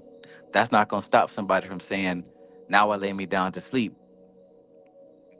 In fact, that won't change anything. That barely even changes your belief or disbelief.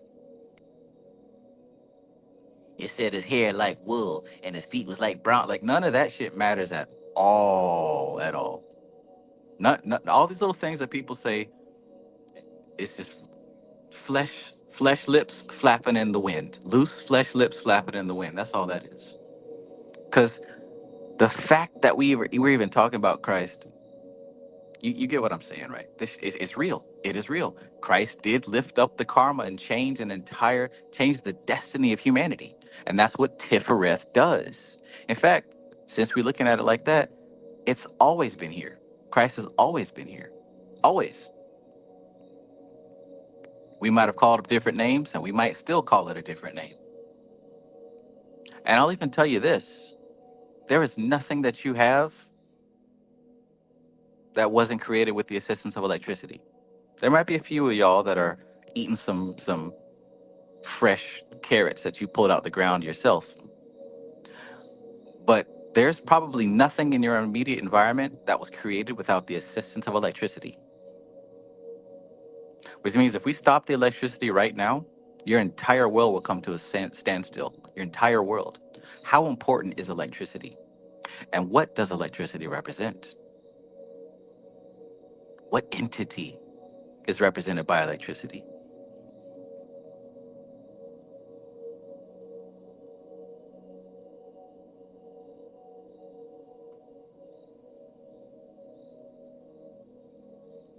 Coop TGS says, Trav, did this Christ come from us or something outside? So it's all part of the ecosystem, right? Is the sun outside? Is the sun outside? Boom, there you go, right? You answered that before I said it. Or is there even an outside? Right. There's a reason why the Christ is symbolic of the sun. There's a reason for that.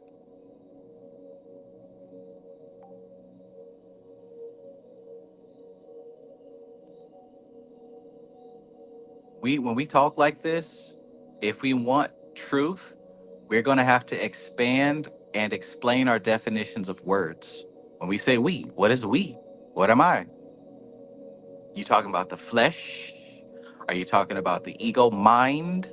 What are we talking about when I say me? When we say us? Somebody said within. Within what? Like, are we talking about a physical? Is it within a physical object? When I say within, you talking about within the body? Is it in the blood cells, the mitochondria? You know, there's a lot of people who try to talk about spirituality and metaphysical stuff with the physical body, right? They try to talk about how it's within your DNA and in your third eye, pineal gland, and all that other bullshit. It's called metaphysical, which means above and beyond the physical. So it's not in your mitochondria, it's not in your third eye, pineal gland. It's not in your melanin. It's not within anything physical, right? If you're saying within, you're talking about a physical thing, that's dead wrong. But if you're saying within as a metaphor for the subtle planes of reality, you'd be so much closer, right? So much closer. So yeah, when we talk like this and we ask these questions, you got to get down and dirty with the language. Like, what are we saying? Because otherwise, if we don't get clear on the language, we're no different than the rest of the hocus pocus channels. No, the honky tonk, love and light, you know, monitoring spirits. I put a hex and a curse on my enemies because they hurt my feelings. How do I get my ex back? What candle do I use? What demon do I summon? Right? And if that's the level that you're at, by all means, get it how you live. But over here on this level, we are performing the work that this work was intended for, right? These books and this science and these studies, what I'm doing is what these folks intended to be done, right? I'm living it. And if that's you as well, we got to get clear with the language. But if you're here cosplaying, if you're pretending and, just going along, getting along, feeling good, having fun, that's cool. I'm not judging you for that. But you hang around over here long enough, you're going to get right. Because, you know what I'm saying? Like this, you're not going to get this at the dollar store. You won't find this on TikTok. You won't find this at Kentucky Fried Chicken. You can't order this off of Amazon, right? We talking about something that is like straight, direct, heart of the matter, the real diamond, the real clarity, right? The real lotus, right? The real lotus.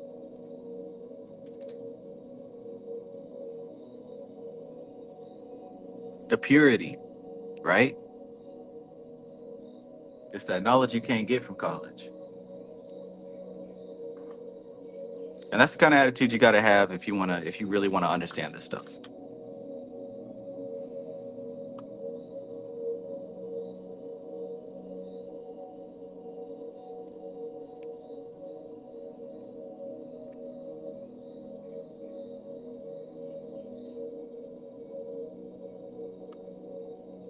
That's a great question. Ashley asks if the actual original sin is identifying with matter, how does that frame the scapegoats dying for our sins?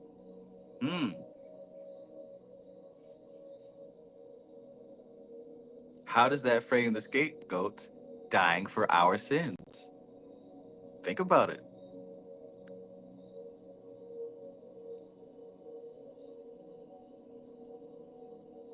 And see, the point of this, it's not a riddle. It's not like a tongue twister or brain teaser. When you think about that, it should start to set your mind in the right direction of what do I actually believe? And what is the point that's being made?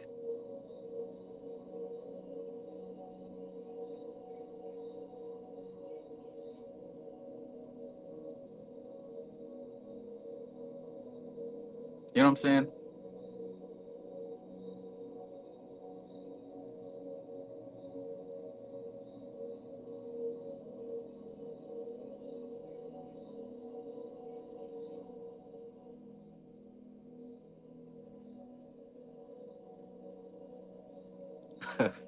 I'm dropping the new science and I'm kicking the new knowledge, and I see with a degree that you can't learn in college. Okay. Yeah, man, I gotta find that song. I need to learn that line. I'm dropping the new science. I'm kicking the new knowledge. I see with a degree that you can't learn in college. Okay. Yeah, I gotta find that song. I don't know what track that is. Maybe somebody can look that up. All right, let's keep going. We're gonna roll. Dang, we still on this page? Okay, 22.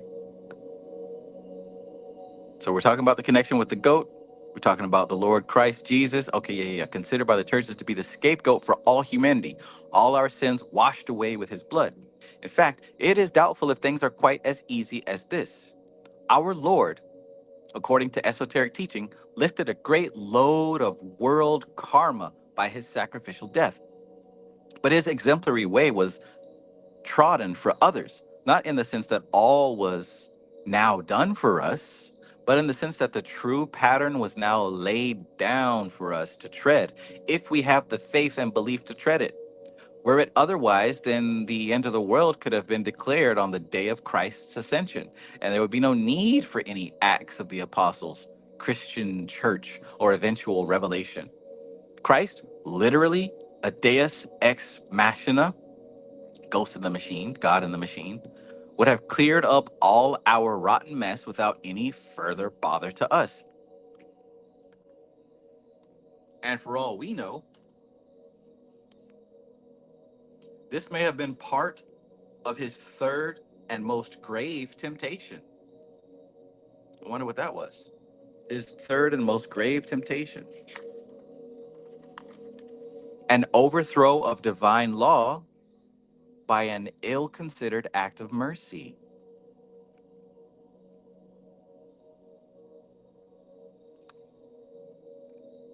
So the scapegoat is not a religious device for doing our dirty laundry for us. Uh-oh, listen up, any monitoring spirits, any Christians listening on the sideline, mad? They've been popping up a lot lately, which is fine. I don't ever like say anything nasty or negative to them. But if we got any monitoring spirit Christians, listen up. So the scapegoat is not a religious device for doing our dirty laundry for us. It is an example of the principle that each must base his life on if peace is ever to come to this world. This principle is the willingness to take on the faults, errors, sins of others, and to accept them and all the effects consequent upon this acceptance. It is the opposite of the usual attempt to try to load blame and condemnation onto others. That is, to make them scapegoats. Yo. So the scapegoat, the Christ, this is not for us to put our dirty laundry on, to sin from Monday night all the way to Saturday night, and then go to work and say, oh, the Lord, the blood of Jesus forgiveth my sin. And then you go back home and sin from Sunday night to Saturday morning. That's not the way. Come on now.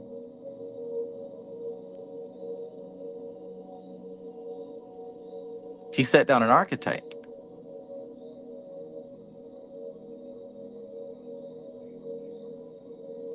This principle is the willingness to take on the faults, errors, sins of others and to accept them and all the effects consequent upon this acceptance. That right there, that acceptance, that accountability, that spiritual accountability that still seems lacking, right? Spiritual accountability. Oh, it ain't my fault, it's their fault. They did it. Uh-oh, talking to you now. Trav, how do I curse? How do I hex? How do I put a demon on so and so? Why? Because you don't understand. They did XYZ to me. It's their fault. They did this to me, right? It's the opposite of the usual attempt to try to load blame and condemnation onto others. That is, to make them scapegoats. See, I got into magic. A big part of why I got into magic is for that right there. I wanted to get revenge. I wanted to get right. You know what I'm saying? I felt the world did me wrong. So I wanted to use magic to get revenge on the people who hurt me, betrayed me, set me up to fail. And you know what? I did get revenge on those enemies. Those enemies were my own stinking thinking. And I destroyed them. I obliterated them. Every goetic spirit that I set out against somebody actually destroyed parts of my mindset. Oh, yeah. Oh, yeah.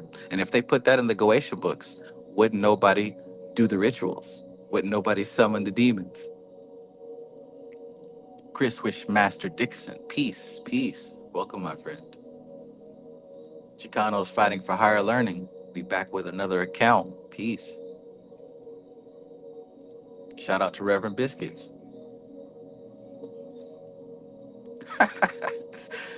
Constantine waited until he was on his deathbed to convert to Christianity so that he could freely sin. Yeah, yeah. Ashley B says, setting an example.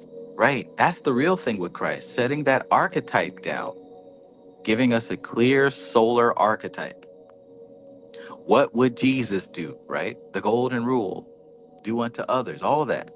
That's the real purpose. That's the real purpose. 24. No one, of course, can tread the way of any other for him. But at the same time, the living of the right life and the taking of the right attitudes does help to make the way easier for others, both by talismanic action and example. So one is at the same time being a scapegoat by bearing some part of the other's sins. So, boom, living like Christ, you're automatically taking on some of the sins of others. And not in a bad way, right? You're actually healing this wonderful human race. I almost said something else. You're actually doing your part to heal this wonderful human race. I know a lot of y'all want to help and save the world and help the people around you, right? A lot of y'all feel that way. You want to help and use your spiritual practice to save those people around you. Well, way to do that, the best way to do that is to live in a manner that is useful and appropriate to your spiritual development.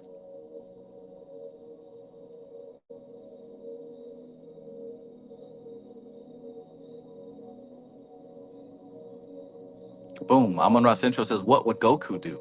Exactly, right? Exactly. If you don't like Jesus, if you're scared of white Jesus, if that just makes you uncomfortable, and I don't like that. If you don't like white Jesus, just look at Goku, right? He did the same thing. He dedicated his whole life to training, right? To training. He wasn't out at the club partying. He wasn't doing what Krillin was doing and all them other folks was doing. He was 100% one pointed, focused on his goal, on his task, which was self evolution, self improvement. And in him living his best possible life, achieving his highest ideals, he just so happened to save the world a couple times. Just so happened to, right? Even on his way to evolving all the way up to a god. That type shit. That type shit. Jesus, Jesus, Jesus, Jesus, Jesus. Jesus, Jesus, Jesus, Jesus, Jesus. Zero says, become so bright that increase the other's light, because you are just remembered to them what was always there to work with and start transforming. Yes. What would Goku do?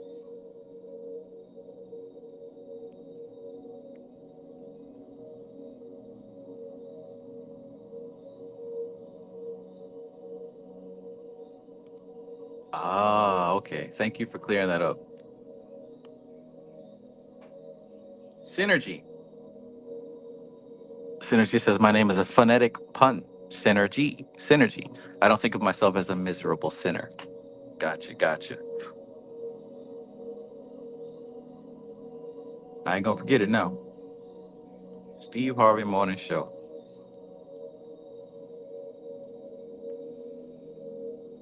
So look, no one, of course, can tread the way of another for him.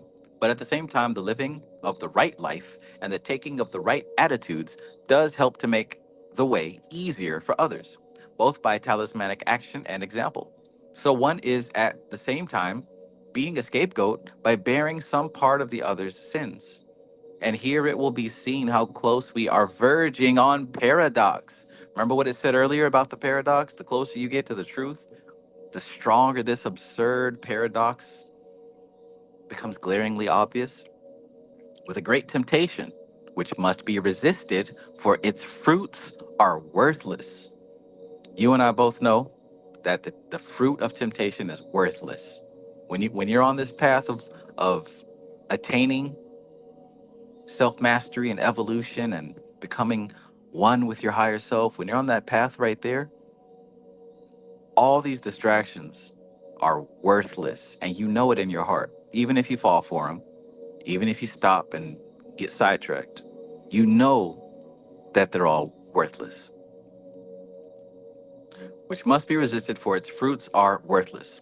To start splitting hairs of definition about sin, redemption, forgiveness, and so on, the truth of the matter has to be reached by an intuitive leap, not by means of formal logic.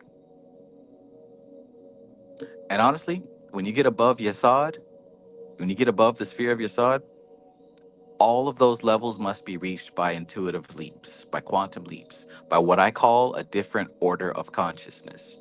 You got to learn how to experience through a different order of consciousness. Every jump up that tree takes an expansion of how you utilize your mind. Because if you don't do that, you're just going to bring this unhealed human ego all the way up, which isn't so good, because then you start filtering down pure information through the lens of your unhealed humanity. That's why shadow work is so important. But understand, yeah, you can tap into the energies of Doth and Chesed and Gibara, Bina. You can tap into all that for sure at any time, yes.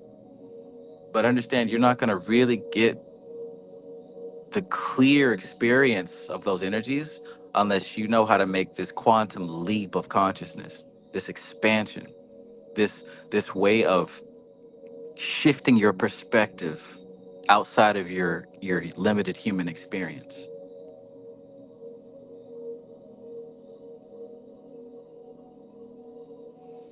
Sunshine Chick says, Trav, would you say that your decision to step away from active 9 to 5 job was part of your connection with your higher self? Absolutely. Absolutely. Because that experience really showed me what I call spiritual authority, how to step directly into a relationship of faith, directly into a relationship of faith and live on it. Now, I'm not saying that life is uncertain, but look at the contrast. When you go to a job, everything is pretty much laid out for you, taken care of. Taxes and benefits, and um, you know you're getting paid every 2 weeks. Like all these things are consistent. But when you no longer are doing that, and you're working for yourself, it can be scary because there's no more guarantees. There's no more guarantees. You literally have to do everything on your own. So if you don't know how to do that, you have no choice but to kind of live leaning on faith as you learn how to do it yourself. So I would say yes, because again, this is what I'm talking about, right? It showed me how to have this expansion of how I see reality, taking a quantum leap, a different order of consciousness. Because before, I didn't know that there was any, people, you always hear people talking about how to make money online, but I know for me, it wasn't clear. Like, I don't know how you do that. How the hell do you do that? Who's going to buy a pair of flip flops off the internet? You can just get it from Walmart. You know what I'm saying? Like, we have these ways of thinking that limit us. But when you step out of those boundaries and start to see that anything is possible, literally, if you just figure out how, and especially if you lean on your soul, if you lean on that higher self, if you lean on faith, if you lean on intuition, especially if you're making a habit out of that, leaning on intuition, yeah, yeah, most definitely. And there are other experiences in my life that have strengthened my connection with my higher self. And that's what it is. We have these different experiences that teach you how to lean on your higher self as opposed to just your conscious mind and what your parents told you and what society tells you. Most people don't go past that because it's not certain. It's scary. But you're supposed to step out on that scariness and keep going anyways. That's where the treasure is. That's where the gold is. That's where the diamonds are. It's out there in the wilderness where everyone's afraid to go. It's not that a 9 to 5 is bad. That's not, you know that. I'm just clearing this up though. It's not that a 9 to 5 is bad and being an entrepreneur or whatever you call it is the best way.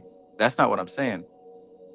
What I'm saying is that there's got to be an experience in your life where you have to lean on faith, not blindly, not stupidly, but you got to lean on faith. That's how you strengthen your faith. That's the only way to strengthen your faith. You got to lean on it. That's how you come to recognize the voice of God. That's how you come to recognize the voice of your soul. That's how you come to recognize intuition. If you don't practice it, you don't know it. So having an experience where you have to, that's the best. It's terrifying at first. It's scary. It's scary. You don't know, you know what I'm saying? You don't know where this gonna come from this month. You know where that's gonna come from. Shit, man. But yeah, I might not be eating. You know what I'm saying? Like when you're in that uncertainty, you have no choice but to lean on God. And what you find, you start to find these real gems. You start to find, you know what? Wow. Looking back, my soul has always taken care of me. I have never been out here on the street begging. I never had to do something against my character just to get a couple of dollars. You know what I'm saying? I never had to, and that's what the Bible says. I don't remember the exact verse, but something to the effect of, what was it? Basically, those who follow me, I'll never have them begging for bread, something like that. But that's the thing, right? You start to see patterns. So this is what I also want to say. When you're going through hard times, when you're struggling, you're not even struggling, right? You're in your mind, you're struggling. But when you're going through these hard, dry spells, understand it is part of the cycle. Just, even the earth does this, right? It goes through spring, then summer, then there's a what? There's a fall and a winter. And what you got to do is you got to learn how to master that so you don't get tossed and turned, tooted up and thrown about the room. You got to be able to surf that wave. So what that means is you got to learn what spring looks like and learn what summer looks like. And then you scoop up. This is what my dad taught me. When the good times are rolling, you scoop a little, you shave a little bit off that top. So when the bad times come, when the fall comes, you've got some in reserve, and that's how you survive. And eventually, you learn to scoop up more than just a little bit. You scoop half of that, so that the ups and the downs don't even phase you. Because when you're in the up, you're living like you're down, and when you're down, you're living like you're up because you've balanced it out, you've harmonized. But you can only do that by paying attention to your patterns and leaning on spirit, because spirit will show you what you need to work on. Every single drought is a new lesson. Every single drought is a new lesson. Damn, I don't know what to eat. Or, excuse me, I ain't got no money for food. I can't buy nothing to eat. Da da da da da. Well, maybe look again. You probably got some shit in there that you refused to eat, right? You got some ramen in there. You got some grits and oatmeal, right? Hell, this might be an opportunity for you to lose some weight. Since you ain't got no money, why not go outside and start running, start walking, start exercising, right? Maybe take this time since you can't afford nothing. I'm not talking to you, I'm speaking in general. Since you can't afford nothing now, since you're in a dry spell season, take this time to sharpen your skills. Read that book, that's free, right? Read the book, that's free. Exercise in your house, that's free. Do some yoga, do some meta fucking tation, that's free. Sometimes these hard times are placed in our life as just another class, another season. But yeah, I went off on a tangent. I hope that answers your question.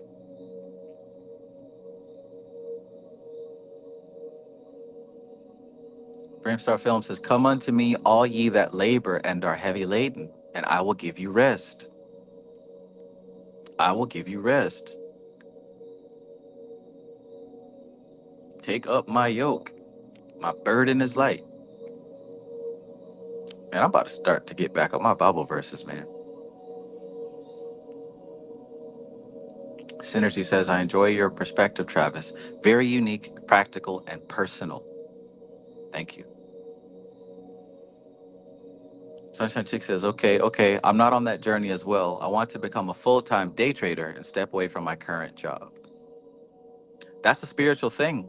That's a spiritual. Treat this just like you treat any other ritual. Lean on your spirit through this transition. You'll be surprised with where it leads you. Guarantee it's going to lead you to some places you wouldn't have thought of. This is also spirit. Don't separate this. Don't separate this. This is spiritual. Trust me.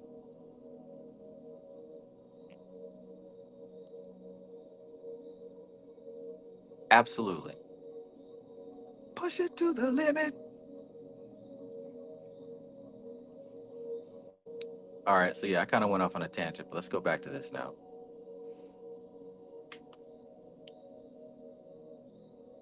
It's y'all's fault. Y'all keep throwing me off.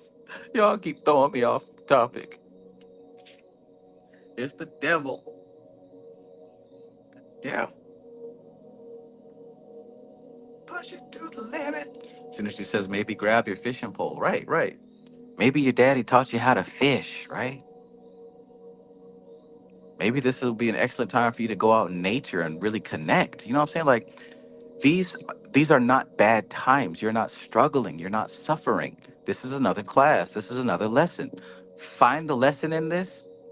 And what you're going to find is you're going to recognize these patterns of your life. You have a spring, a summer, a fall, and a winter. I promise you. If you don't believe that, you just haven't recognized it yet.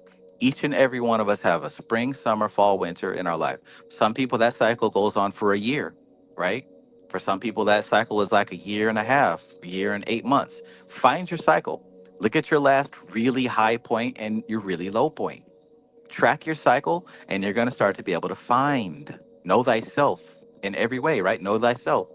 So the next time you're on an uptick, remember, don't blow everything. Don't go balling out of control.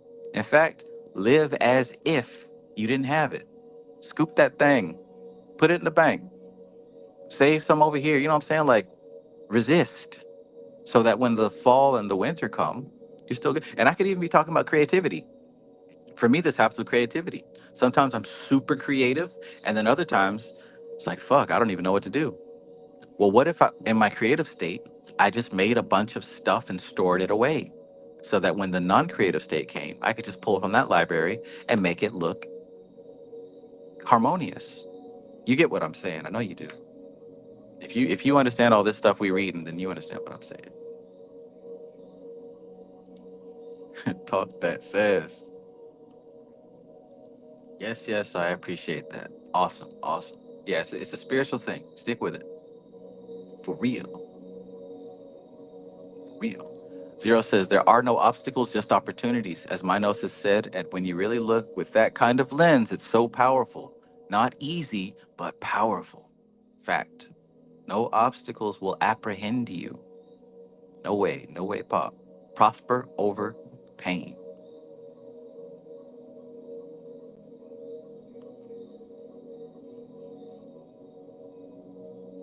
Ace says, yeah, I consider health issues just another test, just another symbol and scene to add to the board. Right. Hard times are an opportunity for you to demonstrate your power. Difficult times are opportunities for you to demonstrate your power. Do you believe, my friend, in what you claim? People love the world, all doubt the same.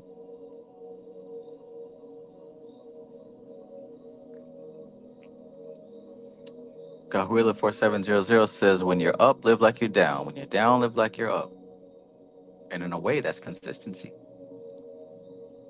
Chicano's Fighting for Higher Learning says, I always wanted to taste grasshoppers. Do it, man. You might find a new love. Ain't nothing wrong with it. Do what you gotta do. Curve in the building. Peace, Curve. Been a minute, man. Been a minute. Good to see you. Curve says sometimes things gotta get stripped away so you can see what you're made of. Love this, Trav. Good to see you, man. Good to see you, Curve. It's been a while. I hope you're doing good. Chicano's Fighting for Higher Learning says when you get bored is when the most amazing shit comes. Yeah. And also when you're not paying attention. Sometimes when you're relaxing, right? Sometimes when you're taking a shower, brushing your teeth, doing some yoga, doing some meditation. Framestar Film says storing nuts for hibernation. Right. Look at what nature's doing. Nature can teach us a lot, a whole lot more than this backwards culture that we have.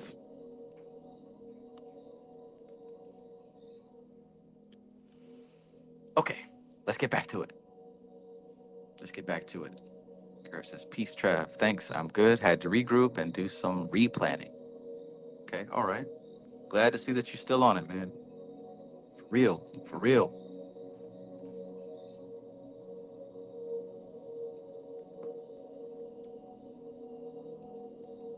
So good. I love spending time here doing this with you guys. You all are awesome. I appreciate you being here. For real. For real. This will be a whole different experience if I just recorded this on my lonesome and then posted it. So, I mean, I do it live for a reason. I appreciate this. This is a lot of fun for me. Wouldn't change a thing, really. Wouldn't change a thing. What? I mean, I don't, how could I change this to make it better? Anyways, I appreciate it. Just you being a part of this experience is what I'm saying, right? You being a part of this experience. Even if you're one of the other dozens of folks watching silently, maybe you're exercising, maybe you're cooking some food, maybe you're working on your project, painting, writing, whatever. Thank you for being a part of this. Thanks. Zero says, love you too, Trev. Appreciate this always. I even feel the energy is awesome. Hell yes. Hell yes.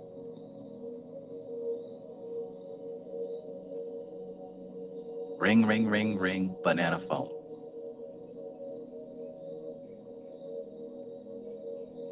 Okay, so did we finish this one up?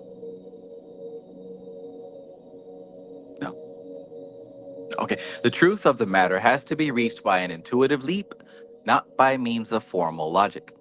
Little help will be gained from studying professors of theology unless one is already one of the converted, right? Same thing with this information.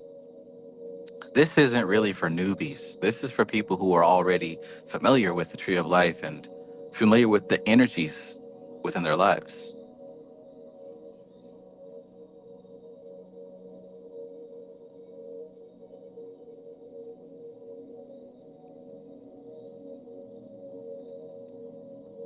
The truth of the matter has to be reached by an intuitive leap, not by means of formal logic. Little help will be gained from studying professors of theology unless one is already one of the converted. It was, after all, without their aid that Christ came into the world and the early Christian church started. Perhaps the closest that the intellect, as intellect, can come to grips with religious truth is in the writings of some existentialists, but it is a treacherous and vertiginous way. What a word. Vertiginous? Vertiginous. The V and the G, that automatically makes my head jump to vagina. Vertiginous. I guess I might have to look that up. Vertiginous. Somebody look that word up.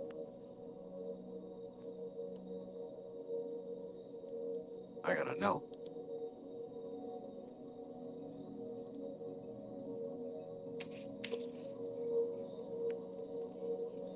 Vertiginous definition. Turning about an axis, revolving or whirling, affected by vertigo. Okay, so it's from vertigo. Tending to produce vertigo, dizziness. Boom. Okay, so that's what that word means. Let's read it again. Perhaps the closest that the intellect, as intellect, can come to grips with religious truth is in the writings of some existentialists, but it is a treacherous and vertiginous way. As the Jesuit poet Gerald Manley Hopkins, by no means an existentialist, knew nonetheless from his own intellectual experience. Oh, the mind! Mind has mountains, cliffs of fall, frightful, sheer, no man fathomed. Hold them cheap, may who ne'er hung there. This path is perhaps the most difficult of all the paths to elucidate, concerned as it is with apparent contradiction and paradox. It is a way to God by the symbolism of the devil. Okay, so this is a path of paradox. That in itself, right? A way to God by the symbolism of the devil. A way to God by the symbolism of the devil. Thank you, Synergy.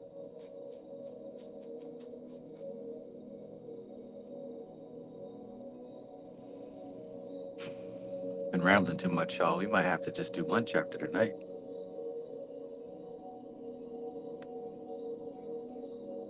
It teaches of the scapegoat that is not a scapegoat. It holds the limitation of Saturn and the spiritual clarity and universality of the all seeing eye, which knows no limitation, and so on. The Tibetan master says that Capricorn is the most difficult astrological sign to write about, that it is the most mysterious sign of the 12. He even goes so far to say in A. Bailey's Esoteric Astrology, Lucis Trust, London and New York, the symbol of this sign is undecipherable and intentionally so. It is sometimes called the signature of God.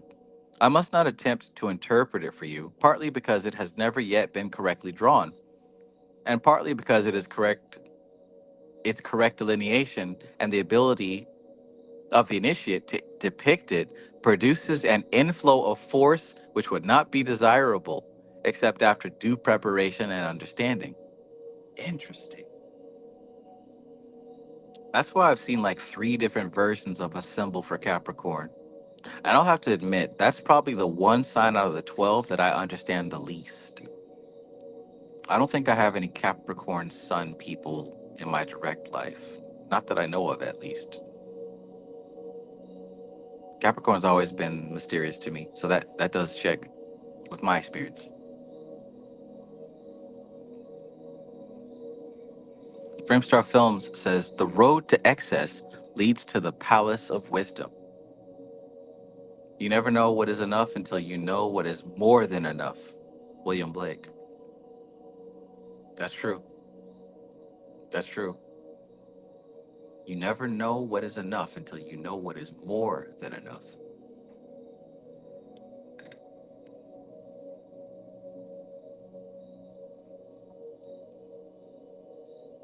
Kurt says they hold a lot, and my mom is a Capricorn and a very close friend of mine. Hmm. Synergy says nature has no outline, imagination has. William Blake.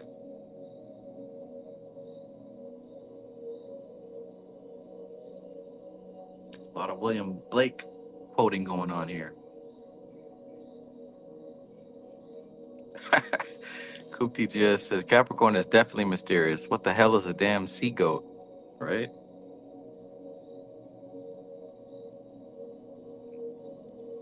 Zero says yes, Capricorn is something. I had in the moon and the fifth house is a paradox. Absolutely. Right, right. Capricorn. Interesting. Interesting sign. All right, so where are we at in this text? God bless America. Okay. Two more pages, it looks like.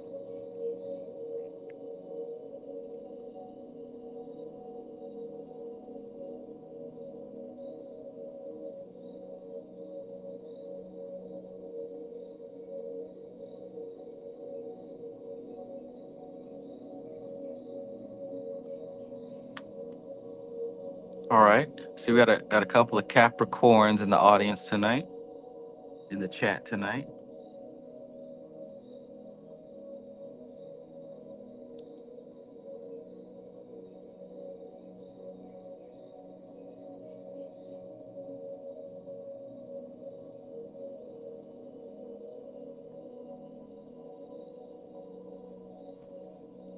Ashley B says, talking about this card reminds me of the song Little Death by Lupe Fiasco. Little Death. Petite Mort. Synergy says, the quote means that nature is a unified whole. It's our imaginations that differentiate it into different things. Yes. Yes. I did understand.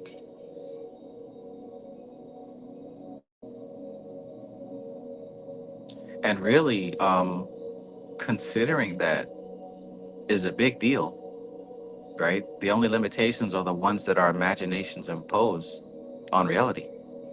We that's why I say re- reality is inherently meaningless. Life is inherently meaningless. There is no meaning. The meaning is what we're putting on it. The shapes and the lines and the demons and the angels and all this stuff is these are creations of our imagination. We're doing this. We are doing this. It doesn't exist, but that doesn't mean it doesn't have an effect. It doesn't mean that these things don't actually impact reality. It's like a box of Legos. It's like a box of Legos.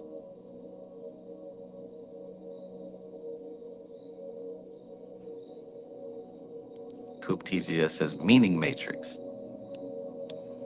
Do you think you have a firm understanding of that book, Coop TGS? Do you think that you have a firm grasp on the different matrices? That took me a little bit longer than I expected to really have a working knowledge. Just curious, because I don't really know anybody else who took that book seriously. Not to say that no one else did. I just haven't really had feedback, and I know it's like learning a new language, learning a programming language.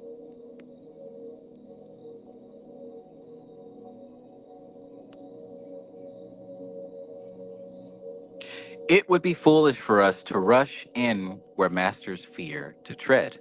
Nevertheless, the outer significances of the path are by no means undecipherable, and for general purpose, it may be said to be the way of the mind from intellect to intuition.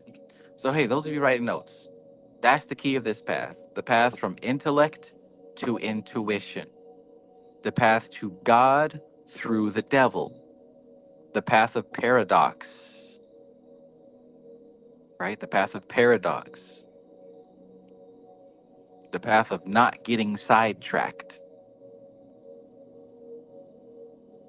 So make sure you're writing this stuff down so you can remember it.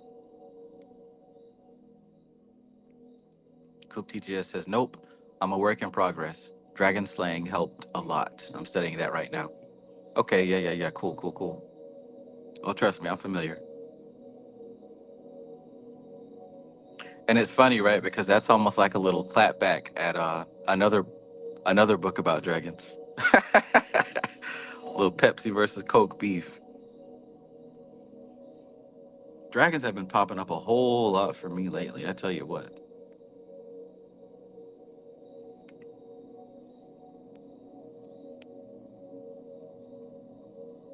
Dragon, rock the dragon, ball Z, yeah.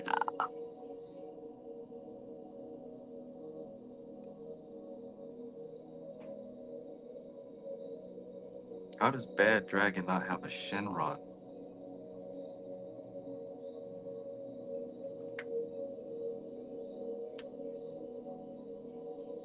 It would be foolish for us to rush in where masters fear to tread.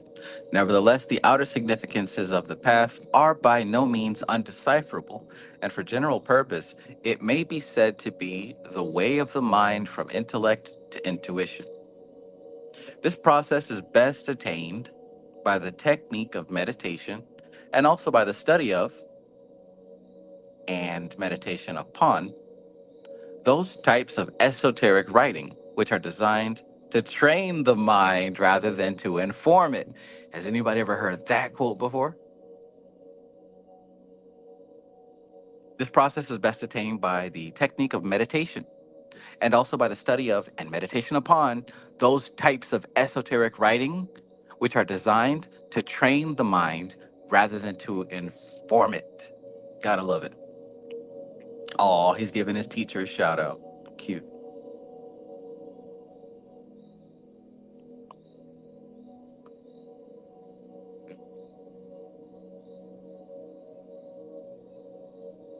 Of such writings are Dion Fortune's mediumistically received The Cosmic Doctrine and the stanzas of Zion, which appear in H.P. Blavatsky's The Secret Doctrine, and the many fragments of archaic scripts which appear frequently in the Tibetan books given through Alice Bailey. Again, more familiar texts such as the Book of Genesis or the Revelation of St. John the Divine could be included in this category. They are texts which do not allow the concrete mind to become over dominant. Yeah. I can certainly say that the cosmic doctrine was kicking my concrete mind's ass, trying to make sense of what was not made to be made sense of, at least not in that way. So there you got some examples: the cosmic doctrine, the stanzas of Zion, and the secret doctrine, as well as the works by Alice Bailey.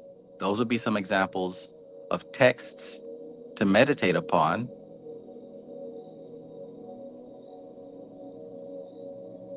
in order to have practice of the mind going from intellect to intuition.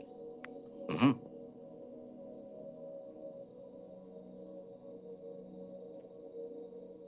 Synergy says there are some cool videos on YouTube about references to Yahweh as a dragon in the Old Testament. Interesting. I don't think I've ever thought of Yahweh as a dragon. Wouldn't that be some shit? For my God is an awesome dragon. My God is an awesome dragon.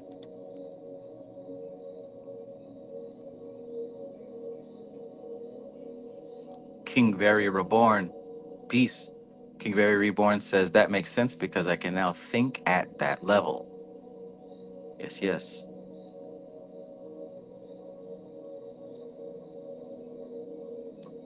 Yeah, you're right. You're right. The Gnostics were the original hipsters. They called Yahweh Yaldabaoth, which they conceived as a lion-headed god with a serpent body. Adaldabroth. Where did Bobby get the pronunciation Adaldabroth? And he stuck with it too. Not Yaldabaoth, Adaldabroth. I remember I'd be double checking the spelling every time he said it. Like, are we talking about the same thing? I guess so. Adaldabroth. There's not even an R in there. Images of Yaldabaoth look like an erect phallus. You know what? You know, that would be a connection to Shiva, the Shiva Lingam. The Shiva Lingam. Hmm. Coop TGS says, I think the Typhonian trilogies has the same intent. Yeah, I would agree with that. Zero says, I start with you, Cosmic Doctrine, recently, so amazing, it definitely helps. Oh, so you came at the Cosmic Doctrine. Interesting. The Dalder Broth. I said all that to say this. The key here is Chicano's fighting for higher learning. Says Trav, have you read Dr. Tavener by Dion Fortune? Since we talk about Dion, no, I haven't read any of her stories. I haven't read any of her stories. None of her fiction. Adulter broth. Give me some questions.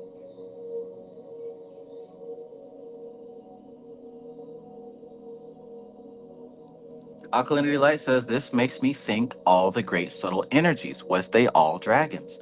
Well, I invite you to ask this question. What is a dragon? What is a dragon? Now, right? Now we have to break it down and define it. We got to examine, what does that mean? What does that word mean?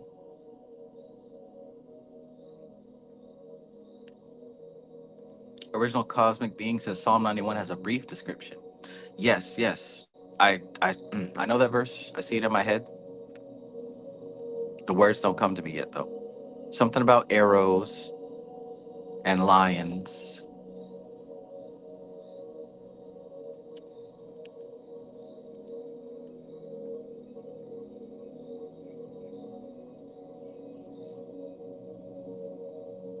Thus, the system of Zen Buddhism might be aligned with this path, for it is a system which deals with the intellect by frustrating it with commands or koans, such as a sound is made by the clapping of two hands. What sound is made by the clapping of one hand?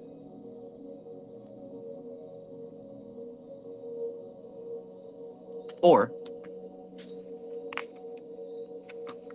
when the many are reduced to the one, to what is the one to be reduced? The struggle to answer questions like these should lead to a state of satori, which is indefinable, except perhaps as a sudden realization of truth.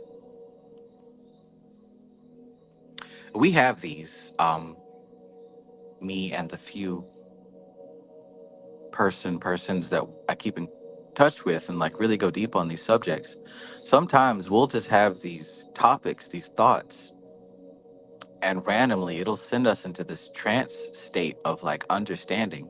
Sometimes it'll just be for a few minutes. Sometimes it'll last for a while. But like really, when you contemplate this stuff in the right way, it can trigger a state of gnosis for you. I'm so serious right now. If you can clarify your mind from culture and society and what these other folks are talking about that doesn't matter at all, and keep mystical thought, keep entertaining mystical thought, not necessarily having answers and knowing it all, but really just using your mind to try to figure this stuff out, to try to decipher and understand these symbols. If you spend your energy doing that, you're training your mind. And it's almost like, if you can imagine, a lock, right, with a bunch of gears inside, with a big gear turns this other gear, turns this other gear. And what you're actually doing is you're trying to open up a lock. Well, the more time that you spend contemplating spiritual truths and these concepts and trying to break down these symbols, you're turning these keys because you don't see it, but your subconscious mind is connecting dots. There's different topics and subjects that may seem unrelated to you, right? That's why I bring up the story. Like I play Fortnite, so I bring up Fortnite. It doesn't matter what you do in life; all of your experiences are connected to your spiritual path. All of them. There's no separation between this is what I do for my day job and this is what I do for my spiritual life. No, your entire experience, even when you're asleep, your entire experience is part of your spiritual training right now. So what you're doing when you keep your one pointed mind focused on this stuff, you're turning those locks, you're turning those gears, and at some point everything clicks and something a door opens. And for a brief moment you attain gnosis, you attain that LVX, right? You attain that rapture. And things just become clear. It's like you see out of the matrix. At first it feels really scary, but then after a while it you get like a physical high from it, if anybody here has ever experienced that. But you get this physical high from it, and everything starts to make sense. And what I try to do is I try to contain it. I try to like write it down. I try to like do whatever I can to like keep it. And then eventually it fades away. And you keep it, you stay working. You keep going. You keep turning those locks, you keep turning those keys. But what I found is sometimes you can go way too far and you don't have anybody to talk to. That's why I have certain people that I brought with me. Because I'm not finna be crazy by myself, damn it. So make sure that as you on this path, you drag somebody along with you, if you can. If not, then maybe you can find somebody here in this major society. As a side note, guys, I'm really trying to start the community back up. Like in the beginning, I had this really thriving Facebook community, but I don't know. I kind of got overwhelmed with it. I didn't like it, and I kind of just disappeared from it. It was still going, but I think it would be useful and appropriate to have a place where people can kind of just talk and ask questions and give their experiences. I don't know. I don't know. Like, I don't know if like a Discord would be the right thing. I just want to pick something that people would actually use. Because, I mean, YouTube is cool, but like this only lasts as long as the video. I think it'd be nice to have something that kept going, that keeps going. So I don't know. I'm thinking maybe a Discord. That's like the main thing I could think of. But I don't know. I think it would be cool to have something like that set up again. Or hell, even the Facebook group, if you guys still use Facebook, but it don't seem like it's too active these days. We'll see. See where it leads. Tony says, I'm a dragon. Dragon, dragon, rock the dragon.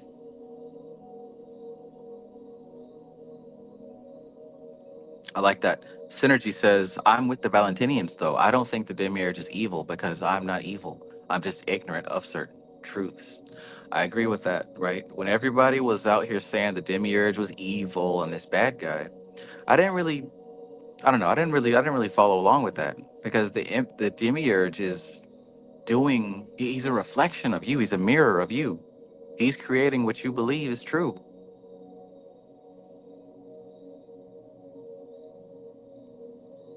The rich folks in those days said that the demiurge was wonderful. The poor folks said the demiurge was evil. I wonder why that is.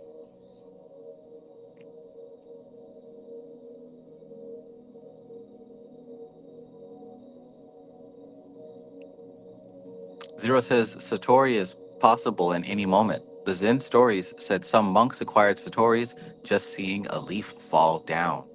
Yes, sir. That's what I'm talking about. Chris Wishmaster Dixon says, Trav, do you have The Secret Teachings of All Ages by Manly P. Hall? Yes, I do. Big old book.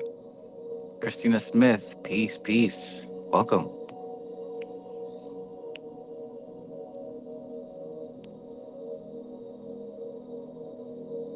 Coop TGS says, I realize now if I don't absorb a little spiritual knowledge every day, my mind automatically gets wrapped up in identifying with world shit before I know what's happening. So sweet, maintaining my frame. Yes, sir. Yes, sir. It's real out here in the field.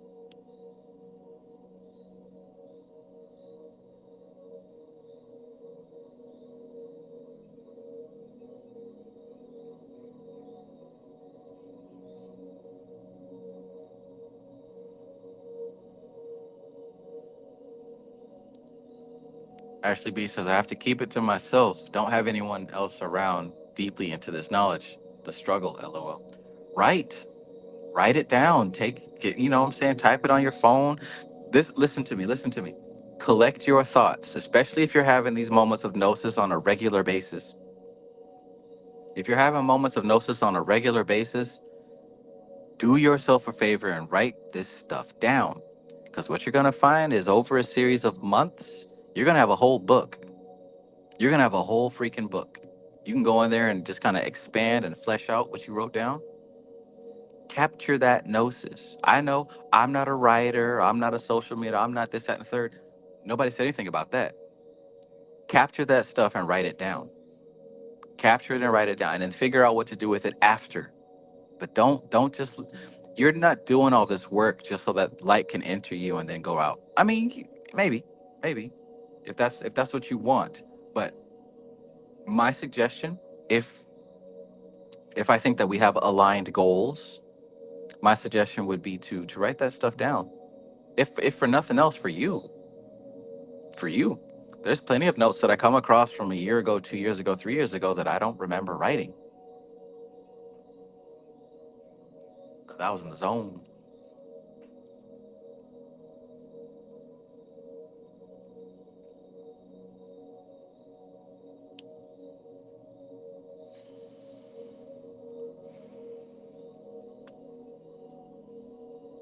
All right, y'all.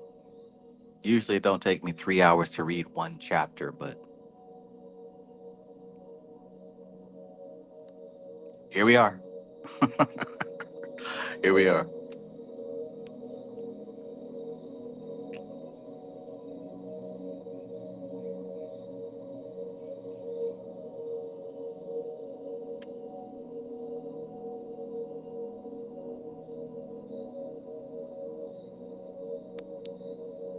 The struggle to answer questions like these should lead to a state of satori, which is indefinable except perhaps as a sudden realization of the truth.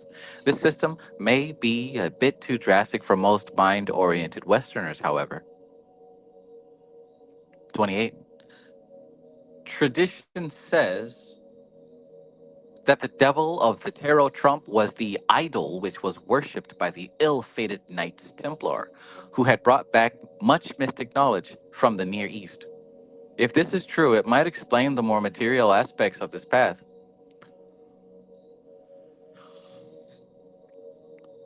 and some of the accusations leveled against the order, which suggest a way of enlightenment by means of a sure fit of sensuality and materiality until the soul revolted against it.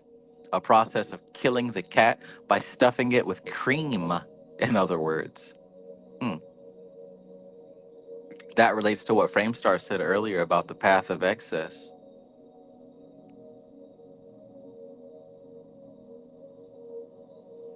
Framestar said the road of excess leads to the palace of wisdom. You never know what is enough until you know what is more than enough. Yeah. That's where we're at right here. So what did he say?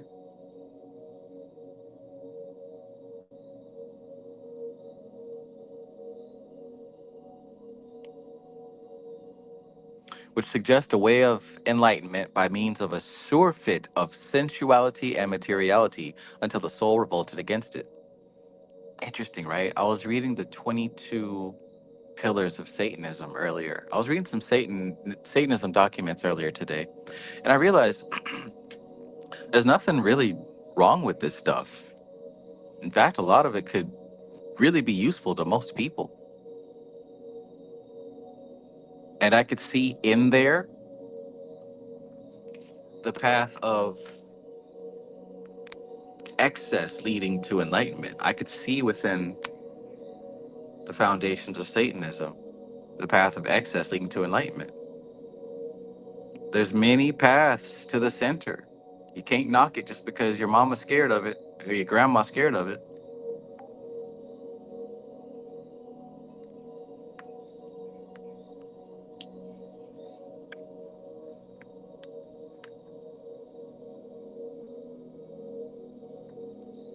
Coop TGS says, anybody heard of a book called The Disappearance of the Universe? I heard a story of someone reading it and got freaked out because once they were at the gym and looked in the mirror and their reflection disappeared. Oh man. Now we got book superstitions. That's enough to make me want to go buy it.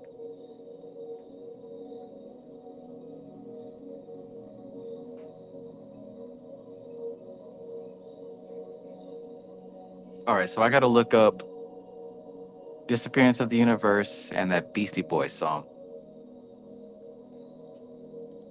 Chill Will. Peace, peace. A process of killing the cat by stuffing it with cream, in other words. It would, however, be a system of development requiring the strictest supervision. Though this would, of course, be possible in an order not only religious but military. Even so, it could easily fall into degeneration, which may or may not have happened in the case of the Templars.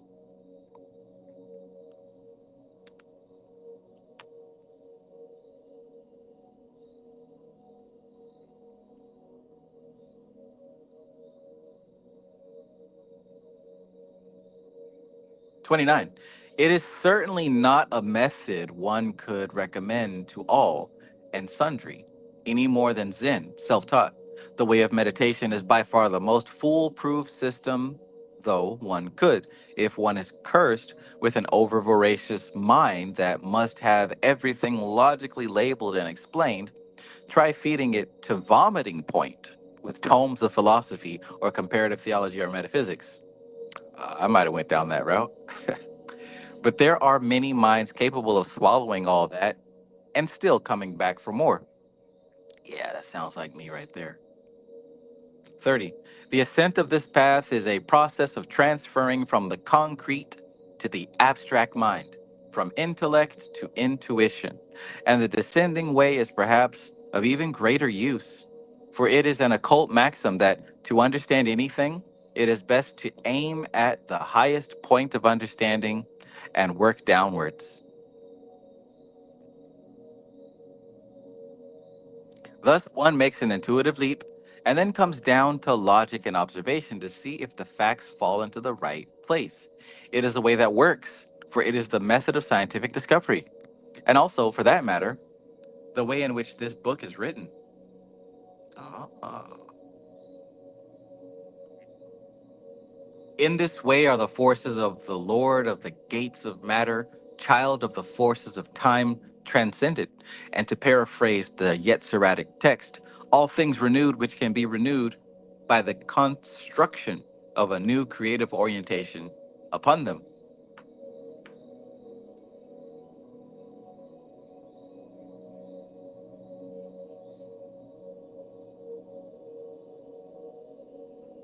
31. The fact that the devil is called Lord of the gates of matter and child of the forces of time does not mean that matter and the phenomenal words are evil. Not that matter and the phenomenal worlds are evil. It means that our mental conceptions of matter and time are, like the devil, illusory. Our conceptions of matter and time are illusions. That's what that means. And the only way to see things correctly is with the spiritual eye, beyond time and space. Okay, spiritual authority, seeing things from the higher self. This is what I've been talking about. This is what I've been talking about, man. But I tell you what, I don't think people want to hear that kind of thing. I don't think people want to hear about that kind of stuff.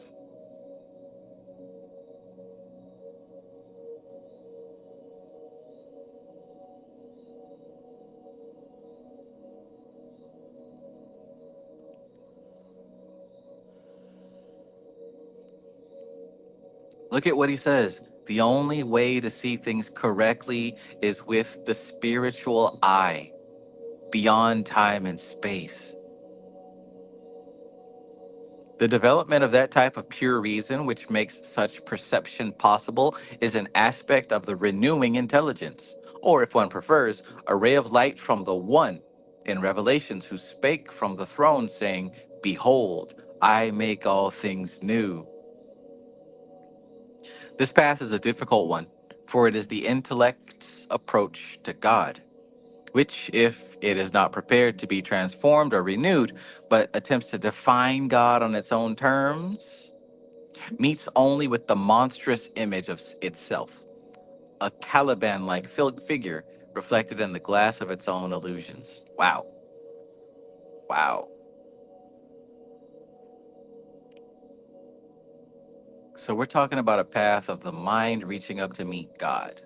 Now, if the mind is ready to let God be God, the mind will be transformed into its higher state.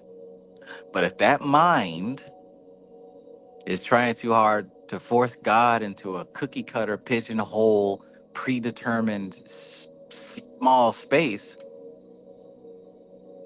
it's going to find a terrifying, evil image, right? This is where you're going to get your Cthulhu and your xenomorph out in space and all of these existential horrors from these horror movies. That's why they're so terrifying, because they make us feel like we have no hope. They make us feel like it's pointless to resist, that we were doomed anyway. That's where all that stuff comes from. What's your favorite existential horror? Cosmic horror? I think that Nicolas Cage movie, The Color Out of Space, was pretty cool. But think about that, right? Look at that, man. You got a person reaching up, making contact with extreme higher intelligence, but instead of becoming transformed in its image, you transform it in your image, and it's ugly. So of course you're gonna see a monster. Even that movie Bird Box, right? Even that movie Bird Box.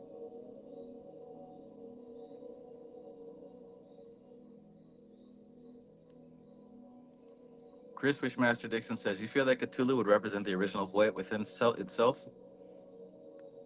I think that Cthulhu represents what we're calling the soul and the higher self. And then this is a perfect example of what happens. It's when we connect with that thing with our own limited parameters for it to be contained within. So it's going to look like something horrifying. Oh, Cthulhu's going to destroy the world when he rises. He's going to make everyone go crazy. Well, wouldn't a logical minded person think that? A scientific minded person think that? If other people were tapped into their spirit, they would seem illogical, crazy. They would seem like they're doing unpredictable, chaotic things. Symbols and images are not absolute. They are tools, they are ladders that we use to reach up and climb.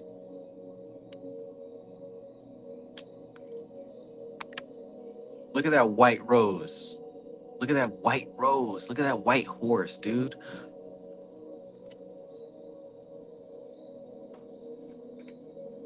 I got my symbols for God locked in. I know what I'm doing. I got my symbols for God locked in. You might see a white rose, you might see a unicorn, you might see a diamond, right? These things represent rungs on a ladder reaching upward to something that cannot be symbolized.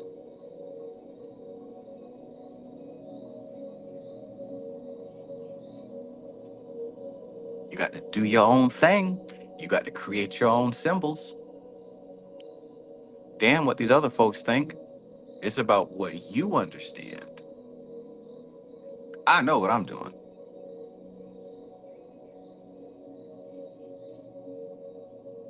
And it's one thing to allow yourself to have symbols to help you to have a representation of God or the aspects of God. It's helpful to do that because it'll give you a door to become acclimated with the energies, right? If you don't have any symbols whatsoever, then how are you going to know and understand to be sensitive to what communication is coming through? But if you at least provide some type of pure symbols that are not tainted by anything else, See, the symbols I chose, they're not tainted by anything else. I don't have any association with white roses or unicorns or diamonds other than what I set for them, right? Other than what I set for them.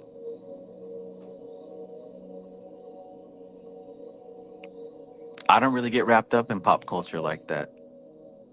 So whenever I get these little figurines and these little stuff like I don't get I don't get corrupted by what's in the show, right? I don't even watch My Little Pony, but that's a regular source of unicorn figures for me. I'm starting to work with fairy magic right now, right? I've reached out with somebody who's a fairy doctor, communicating just a little bit, learning as much as I can about the fae magic, right? I pre-ordered this from some cartoon about fairies. I don't know who it is. I don't care. I'm never going to watch the show. But you know what? I got me a symbol. I got me a working symbol for my fae magic because my original one broke. She fell off and shattered. So I had to get a fresh one. But what I'm saying here is if you're tapping into energy that is unfamiliar, or I should say, energy that is not part of your normal everyday routine, you're going to have to get a symbol that isn't tainted by your everyday routine. And let that be a channel for that light to come through, and you can learn what it is and allow it to evolve. But the problem would be if I kept it contained there and didn't let that energy present its full self to me. If I didn't allow it to expand, then I'm creating a monster. I'm creating a monster. I'm not creating a connection, then I'll be creating a monster. That's what some people do. They limit, they believe that these symbols are the end all be all of what they're working with. No, no, no, no, no. The symbols are just the doorway, just the entry. The statue ain't no damn spirit.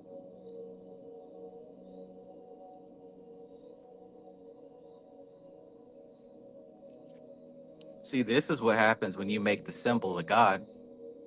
It's not the symbol. Chained.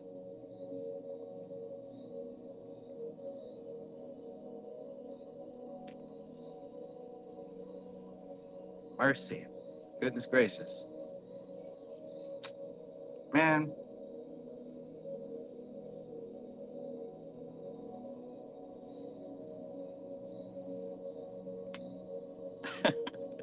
I just consistently do this, man. I do this all day, this is what the fuck I do.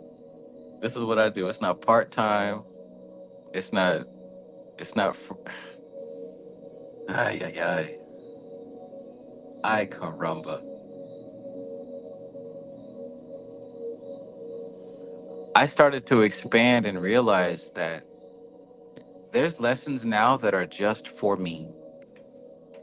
There's lessons I'm not supposed to be sharing. Like there's actually lessons that I'm starting to get that I'm not supposed to share. And that's new for me. What really helped me get this YouTube thing going was that I used the fact that I had a YouTube channel now to fuel my studies. So I'm like, yeah, I'm going to study. I'm going to teach about this. I'm going to talk about this. I'll make a video about this. That kept me motivated and energized even when I didn't feel like it. So it kept my nose in the books. It kept me studying because I'm like, you know what? This will make a great video. This is going to help somebody. Even the downloads I got, like my memory strengthened so I could remember my downloads just so I could make a video about them. Now I'm starting to reach a point where I'm getting these downloads and they have this distinct flavor of this ain't for everybody else. This is for you only. 1111. Look at that.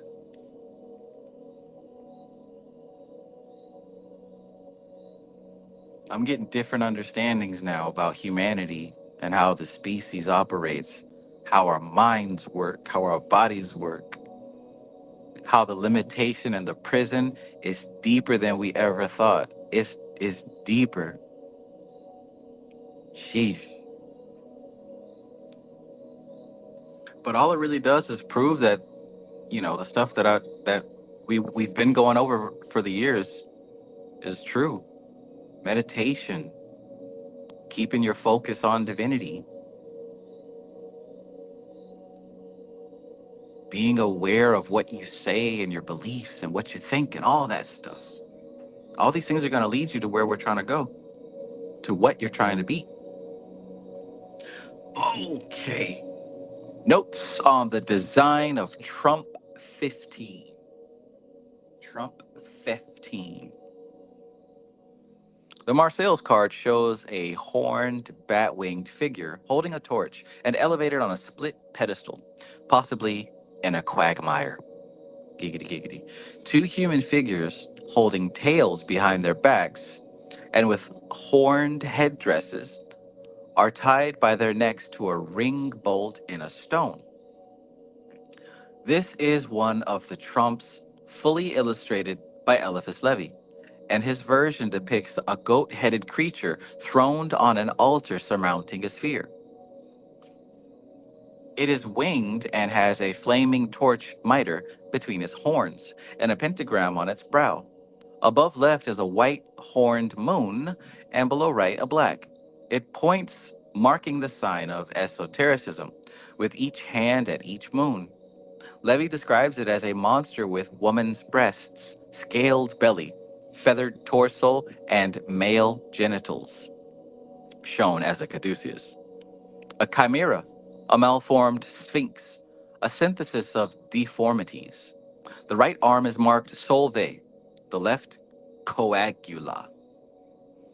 Worth gives the figure a goat's head, but reverses the arms. The left marked solve holds up a lingam, and the right, extended downwards and marked coagula, holds an upright torch.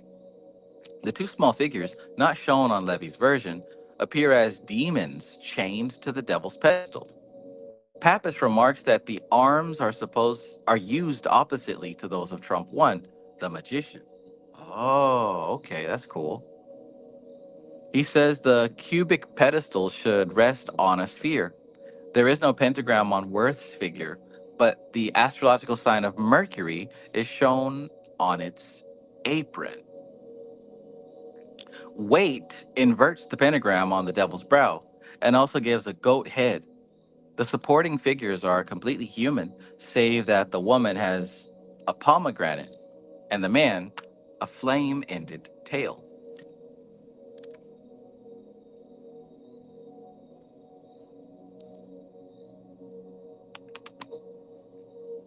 Each also bears horns. Chains by which they are fixed to the pedestal could easily be removed by them. The devil lifts his right hand in a sign of duality, and his left holds down an inverted torch. The feet of the devil are talons. Case's version follows weights closely, but introduces the sign of Mercury above the genitals. Also, the figure has one male breast, the other female, and its legs are feathered rather than hairy. It has ass's ears.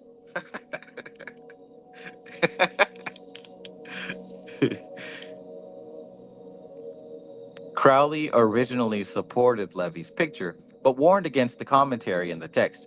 In his own version of the card, he shows a goat with spiral horns, the eye of God in the center of its forehead, and bacchanalian grapes. He calls it the all-begetter, a pan figure. It is supported on a caduceus, and its devotees are shown below, divided into two spheres or cells. A tree trunk rises right through the center of the card, its roots transparent to show the leaping of the sap, and its top piercing the heavens. A ring surrounding it at the top is emblematic of Saturn and the body of Nuit. The background is one of fantastic, tenuous, and complex forms.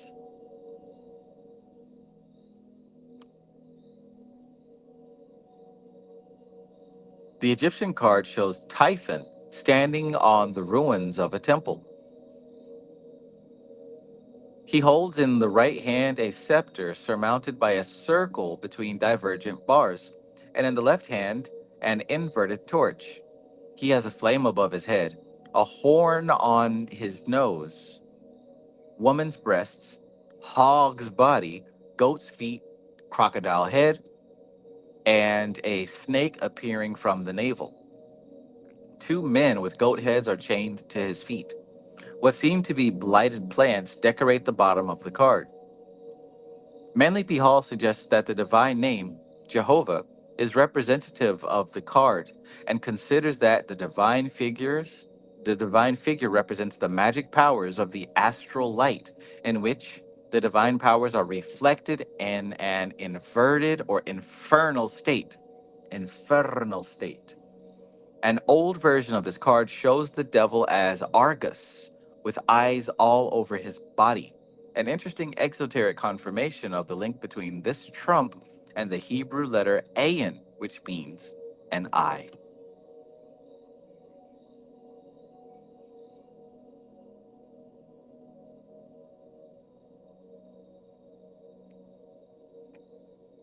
Baphomet.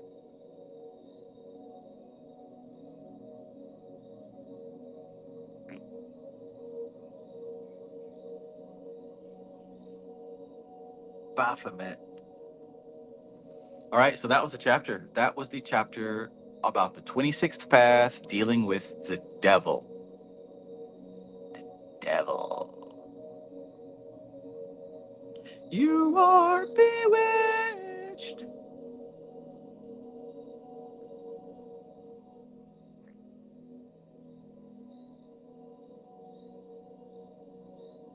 Baphomet.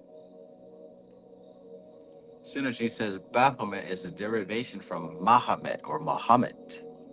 Muhammad used to wear his various wives' clothing in order to receive messages from Allah.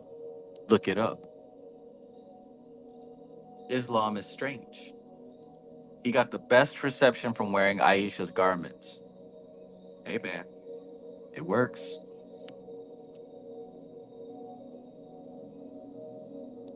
The names Baphomet and Muhammad are linked through a historical misunderstanding. Baphomet is believed to be a corruption or misspelling of Mahomet or Muhammad, the founder of Islam. Coop TGS says Crowley's devil depicts a giant phallus, tree trunk, with testicles, cells beneath. There's always a giant phallus in Crowley's work, I tell you. That Hokmah, or maybe he was trying to express one of the things that I've come to understand about that influence of the divine masculine.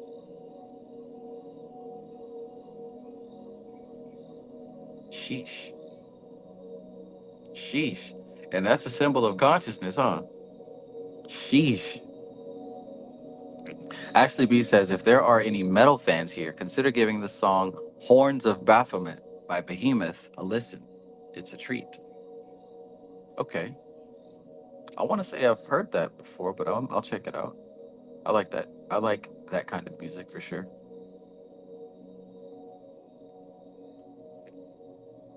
Framestar Film says, if the pomegranate was in fact an apple, then maybe it is symbolic of Adam and Eve.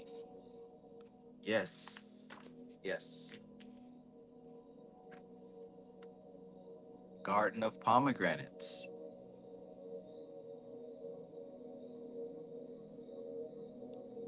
Well, not of this one, though, the other one.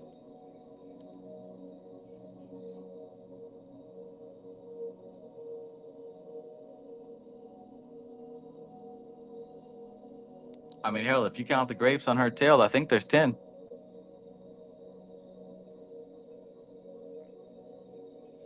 From intellect to intuition.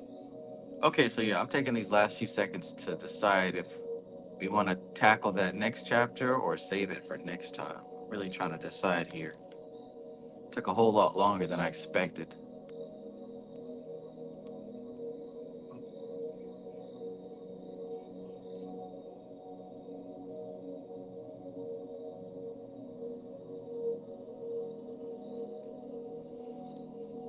Synergy says, no judgment when it comes to gender or sexuality. I am gay or would be gay if I weren't celibate. It's just alien to my thinking, wearing women's clothing as an oracle.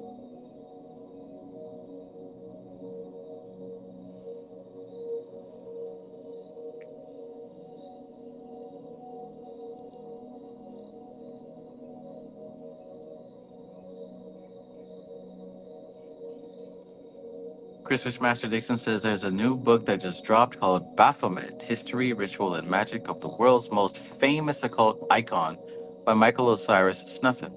Just dropped this year. Good book so far. You are bewitched. All right, so that was the devil card. I really hope that you came to an understanding of that energy. Let's see what we are working with here. Let's see. One, two. Yeah. All right. We'll break it up. We'll break it up. I'll change the thumbnail. We'll break it up. Might have to resume this in the week, later on in the week. Probably tomorrow or on my birthday. Something like that.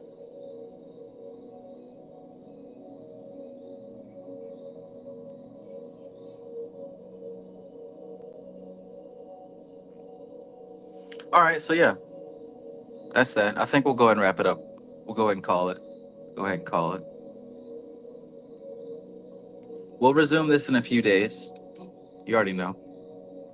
Resume in a few days. All right. So that about clears it for now. Hey, listen, as you know, YouTube kind of took away my monetization, so I haven't been able to monetize my videos. I'm about to open up my Patreon. I got some pretty cool stuff that I'll be offering, pretty cool stuff that I'll be teaching and sharing.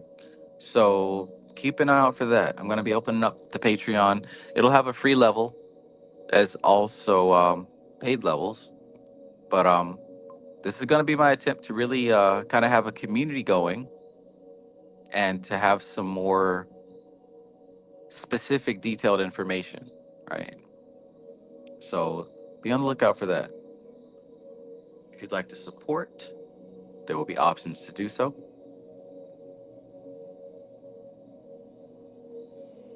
And yeah, doing good, doing good, doing good. Hope you guys have a good night. Anything else? Any other questions, comments, requests, that kind of thing?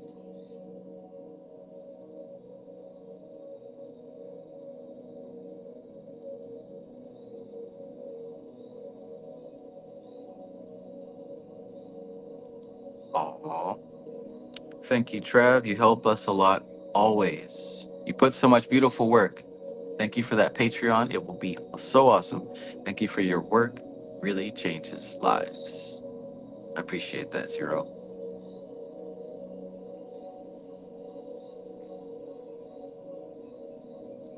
Coop TGS says, damn, YouTube won't give you back monetization. Why? Um, I don't know, man. I don't know. They're saying that I copied and repasted videos, and I've just been looking at some other people that have had the same situation. It could be possible that I've downloaded videos from my Instagram and posted them here, and maybe the software ain't smart enough to tell that it's the same person's account. So I could even be getting flagged for that.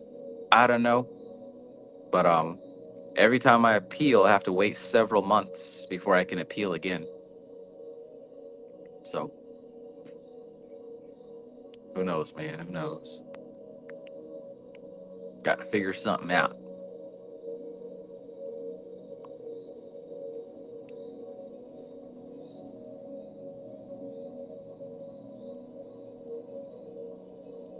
Bramstar says, how about a general reading for the group? Well, I mean, since I got my tarot cards out, why not, huh? Why not? As they say, don't pull out that thing unless you plan to bang.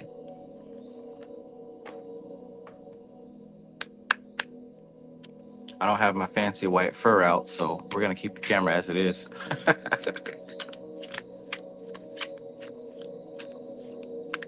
All right, let's do it. Let's do it. I'm shuffling up these cards. We're gonna do a general reading for the group.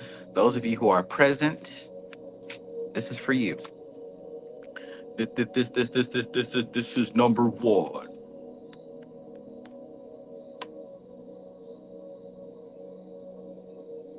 Coop TGS says, will your Patreon have exclusive content? Absolutely, man. I think that's really the big delay. Finding out exactly how I'm going to structure the different levels. I want to provide not just information, but like practical, like, you know what I'm saying? Like, I want to have rituals. I want to have things that people can do. Because part of my understanding, and like I said, I'm still shuffling right now. I'm just talking while I shuffle. Part of my understanding of like being a content creator is that like as much as I love this information and I'm so advanced, I want to make advanced stuff, but there's not many people who can appreciate the advanced content. That's just the reality of it. That's just the reality of it. So I'd be wasting my time making advanced stuff. So like the difficulty for me is trying to figure out what I can make more on the cold audience level, more on like the general level. Because if I make that Patreon full of advanced stuff, um, it might not go well. It might not go as well as I think it would. Now, I'm not saying that I won't have advanced stuff. I definitely will. I just need to. What I'm doing right now is I'm figuring out a good balance. Because there's different levels here, different levels of people, you know. And I want to make sure that at the end of the day, the patrons get something that is useful to them. Know what I'm saying?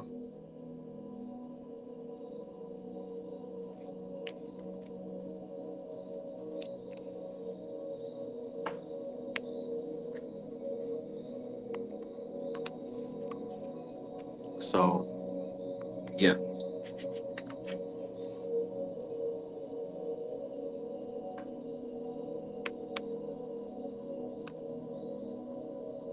I can do the basic stuff. All right, shuffly, shuffly, shuffly.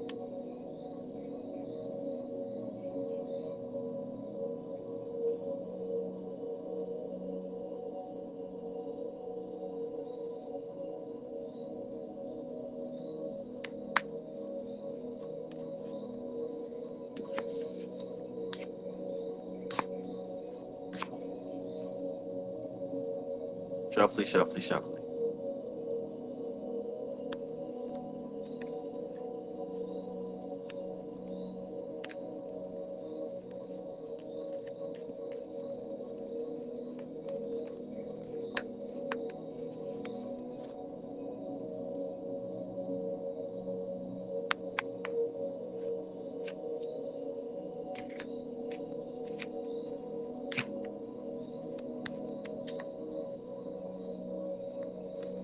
And yeah, when I do a poll asking what y'all want to see, go ahead and let me know because that helps. It helps me know what kind of stuff you guys want me to produce. All right, so let's do the general reading here. We're gonna start with three cards.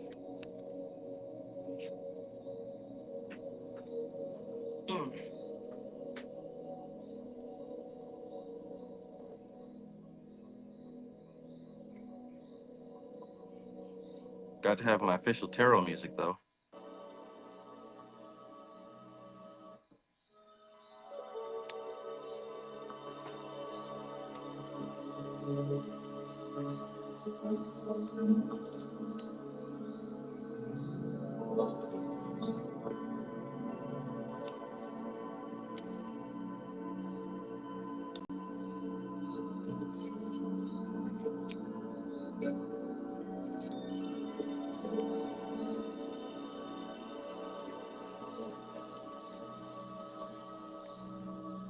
All right, so let's start with this general reading for the group that is present currently.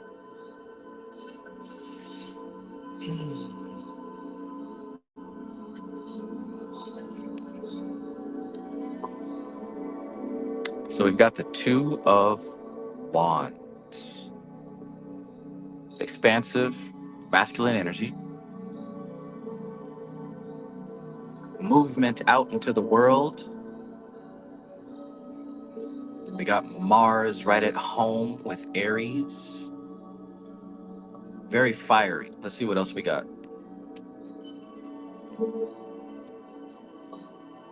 Even more fire, the King of Wands. You can't get more fire than that.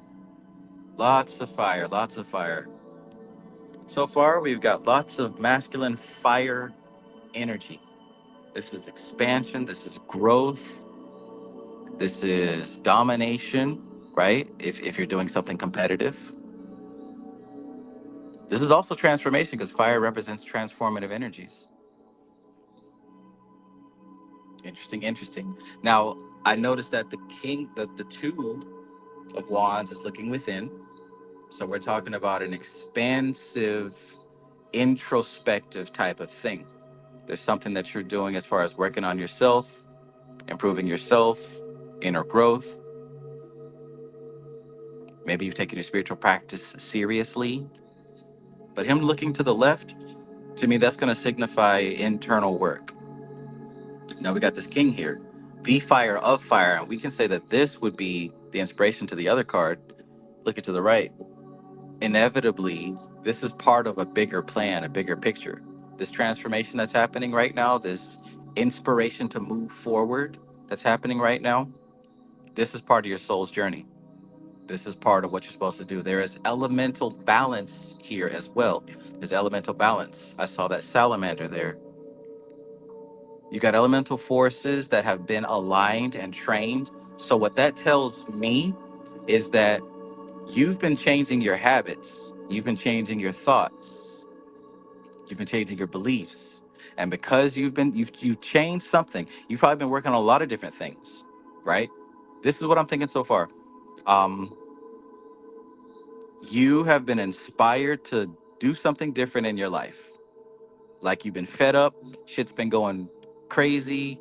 You know what I'm saying? Something's not right in your world. So you got fed up, and that fire, as they say, they got a fire lit up under your ass.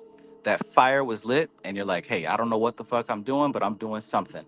And in that doing, you started changing some habits. You started moving things around, replacing things. And somewhere in that replacement, you triggered something and you opened up a pathway.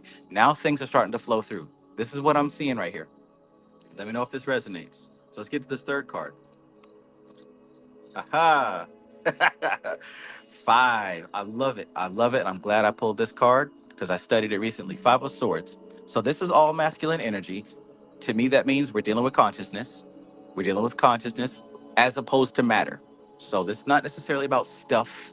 This ain't necessarily about emotions. We're dealing with your spiritual force and we're dealing with your thoughts. So right now we got this Five of Swords.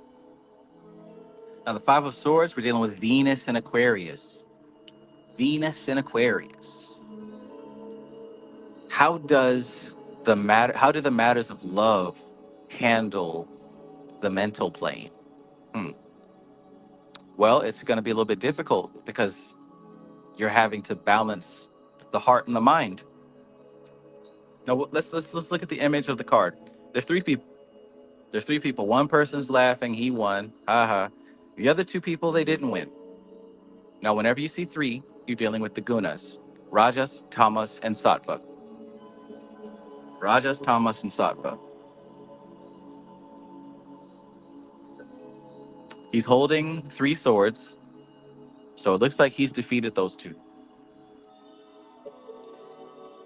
Looking at his hair, right? This might be why this deck was chosen. He's got fiery red hair.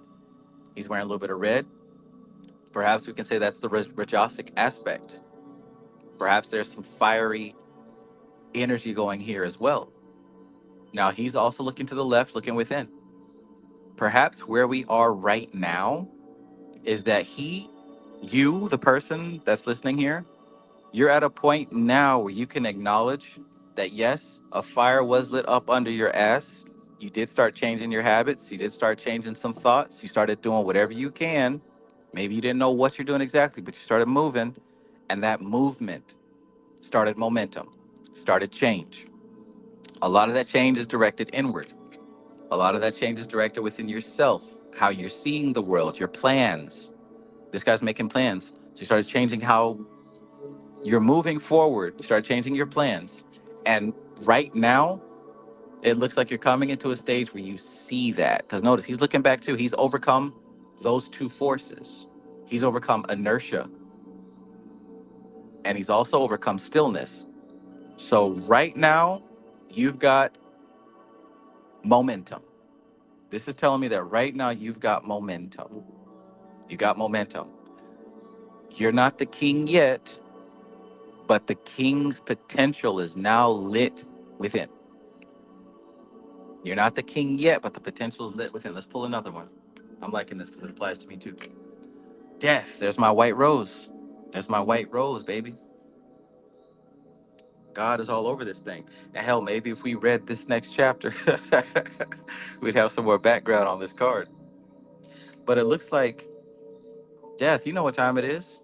The old you has become a sacrifice, a burnt offering, right?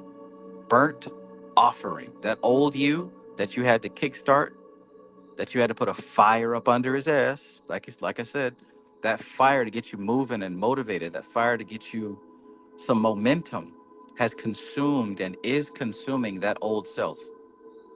Is consuming that old self. You're feeling the transformation. You're seeing the transformation. Now, that white rose to me is a symbol of God. It's a symbol of the lotus, the Saraswara chakra, the crown chakra. Again, this is divine. This is coming from a higher order.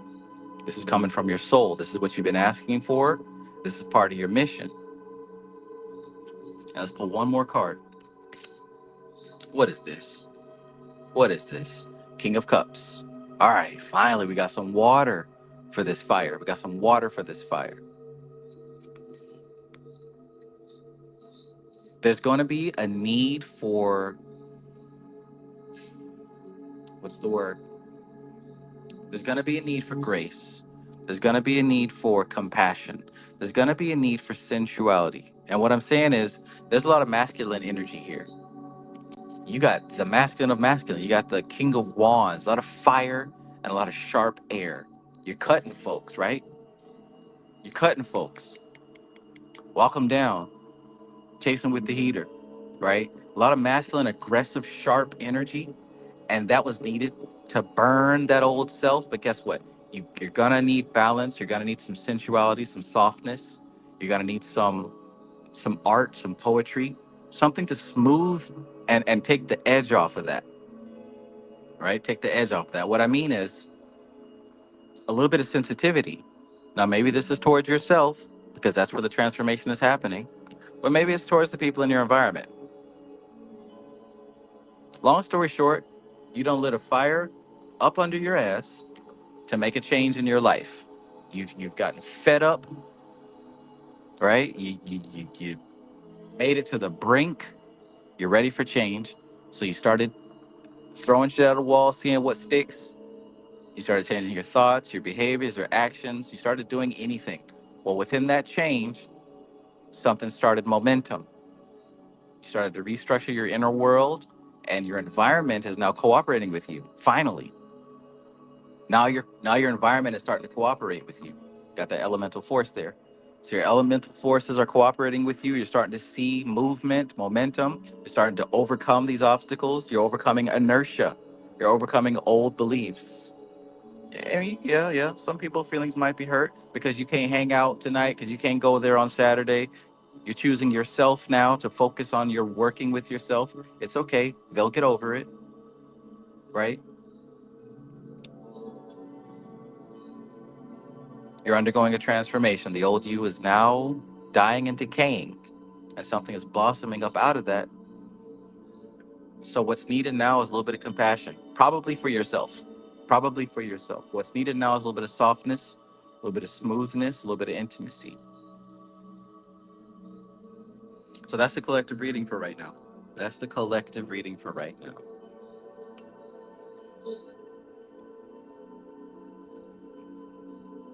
And I'm getting the number one. I'm getting the number one because we got 2 plus 3 plus 1. Oh, excuse me. My math is off. That's an 11. So 3, 4, 5, 6, 7, 8, 9, 10, 11. 11 and 1, 1 is 2. So we're dealing with 2. Getting a 2 here.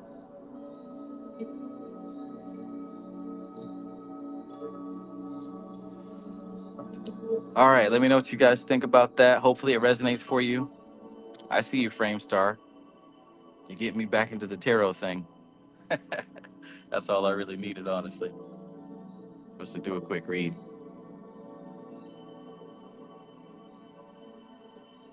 All right, so hopefully that resonates with you guys. If not, well, hey,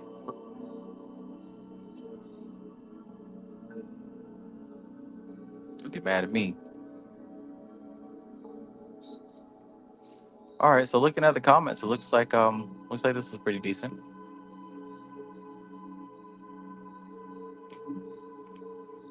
Nah, pull that death out. Don't hide.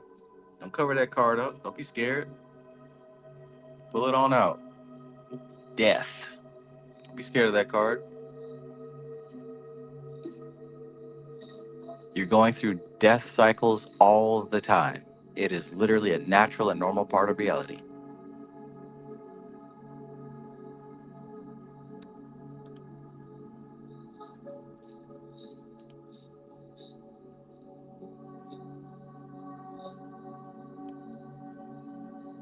Natural part.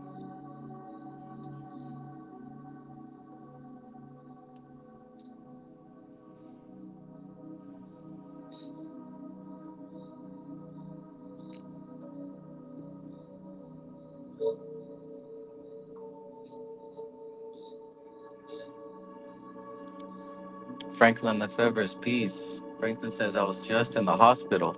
I had 4 strokes consecutively. If any of my mage's family can light a candle for me, please do. Absolutely, my friend. Absolutely. Take care and be easy. Be easy. You especially need that King of Cups right now. Be easy with yourself.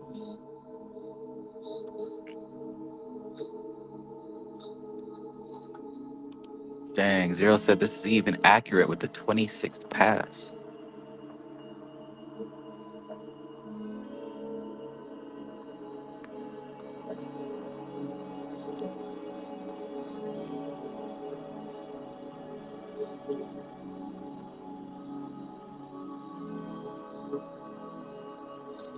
Ace says I'm up for another chapter or a few pages at 1 a.m. Eastern time.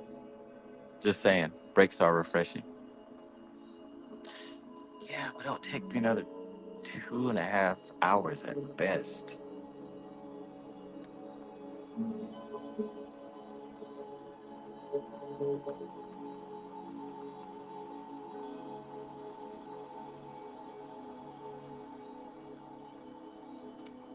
Okay, all right.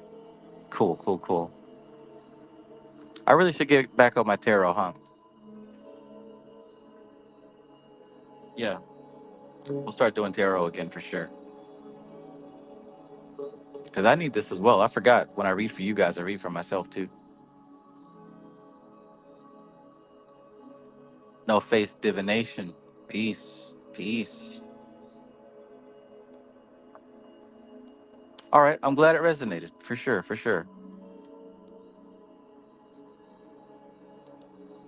Coop TGS says crazy accurate. Ashley B says the scythe is a little heavy, but I'm learning to wield it. Yes.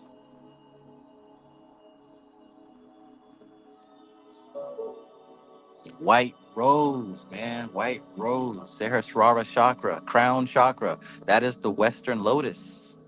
It's the Western lotus. Maximilian says, I pulled the death card this morning. Then my brother, who I didn't talk to, calls me and didn't do the normal pick up and BS chat. Hmm. Hmm.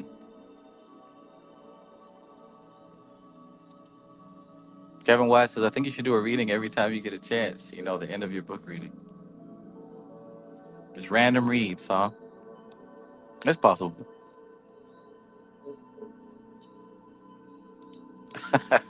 Zero says, Travis, if you do a tarot collab with Auntie Karen, that breaks the internet. So much power.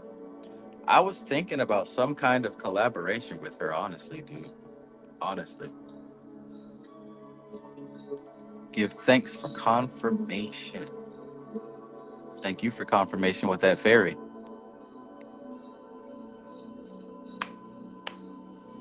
All right, y'all.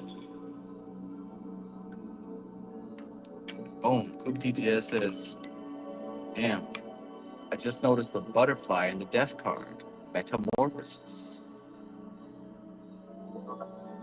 Absolutely. I like that red robe he's wearing. Or she. Or it. Or they. What does death go by? I like that red robe.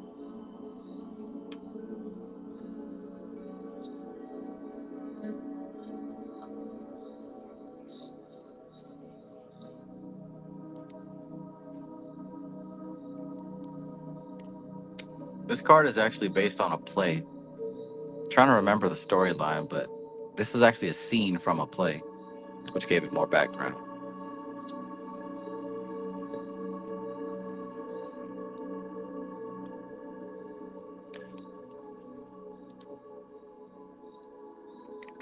Veronica says butterfly transformation. Yes.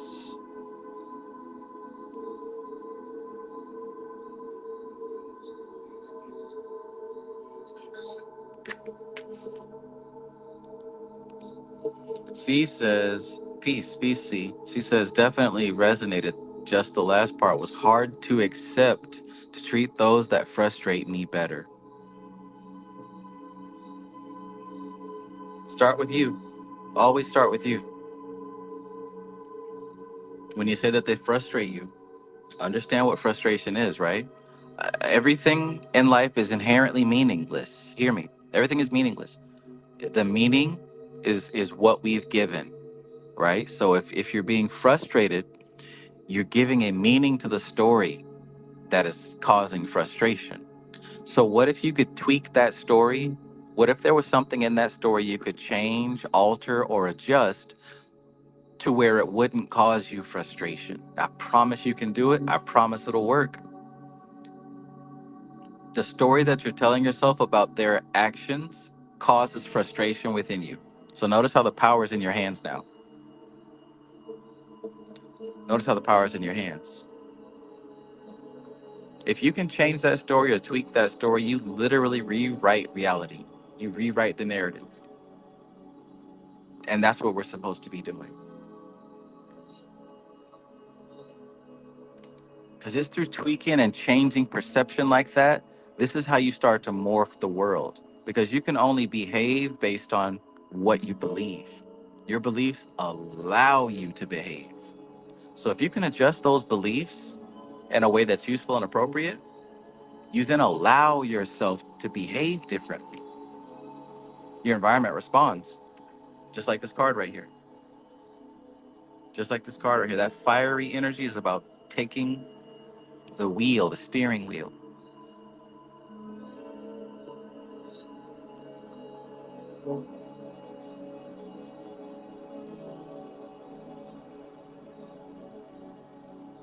You got to look at these words, these meanings, but I understand. I understand. It is difficult. It's easy for me to say, but it's, that's part of this journey and this lesson, like really figuring out how to get in where you fit in. Synergy says, right, like Jesus told us to love our enemies, radical forgiveness. That's a form of magic. You're absolutely right. That is a form of magic.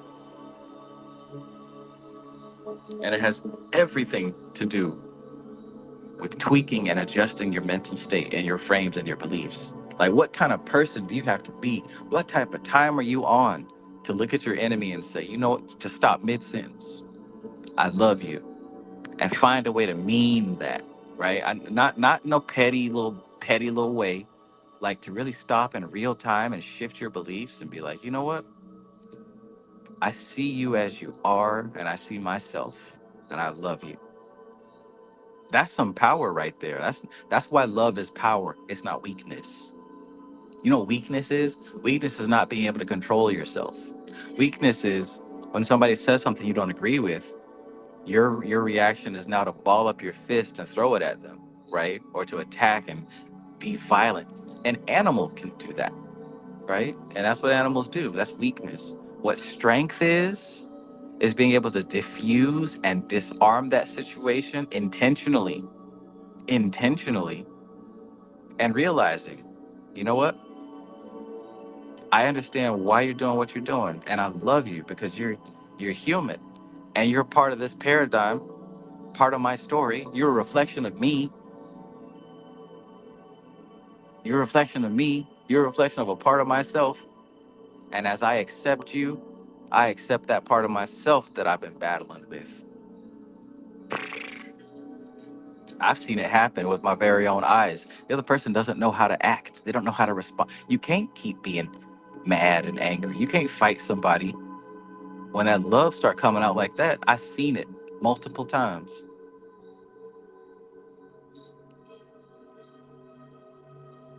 When it's genuine, yeah, it'll disarm the situation.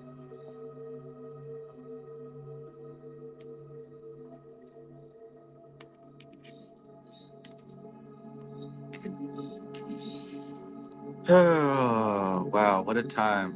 What a time to be alive, man. Aren't y'all excited about AI? Aren't y'all excited about the new VO3, the new video capabilities, man? We've already entered the stage. We are there now. They got whole commercials made by AI, whole commercials. You are no longer able to tell what's real and what's fake. Told y'all it was coming around the corner, and it's here. But what does that have to do with anything, right? What does that have to do with anything? It's exciting. I love it. It's going to show us a lot about ourselves and how we see the world.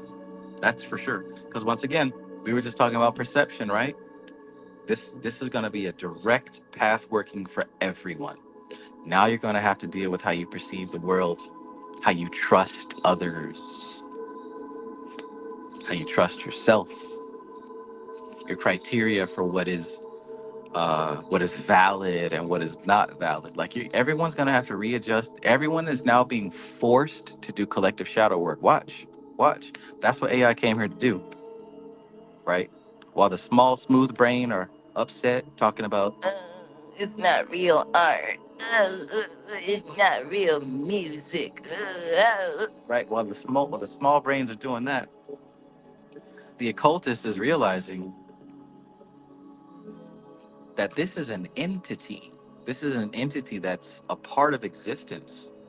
And it is now putting every single one of us into the crucible, into the fire to burn away what is no longer useful and appropriate. Because I'm telling you what, the world is going to change in a way that it can never go back. This is one of those things where the world is changing to where it can never go back again. So what that means is you're going to have to leave behind parts of yourself that are no longer useful and appropriate.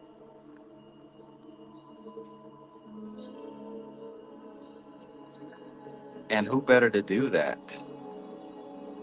Who better to do that than so-called artificial intelligence?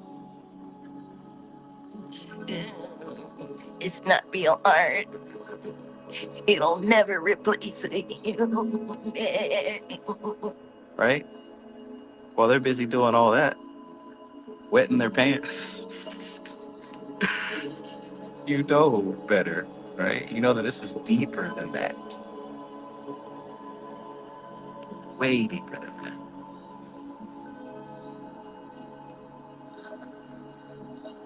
This'll never be real music. Okay, bless your heart.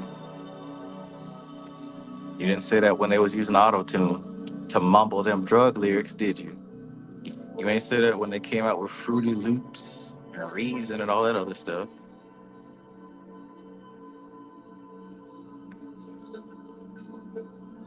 I like to think for myself. I don't use ChatGPT.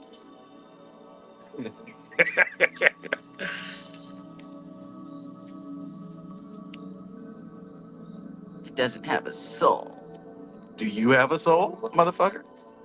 Since you're an expert on souls, who ain't got a soul? Do you have a soul? Well, I tell you, these folks here, I get a kick out of it, man. I love it. I get a kick out of it. And they be so serious too, but they be mad, boy. They be mad.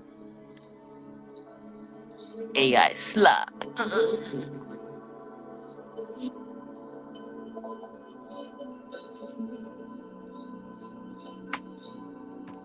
When you finish wiping the snot out your nose, you're gonna see in about 6 months, it's gonna be standard practice for everybody.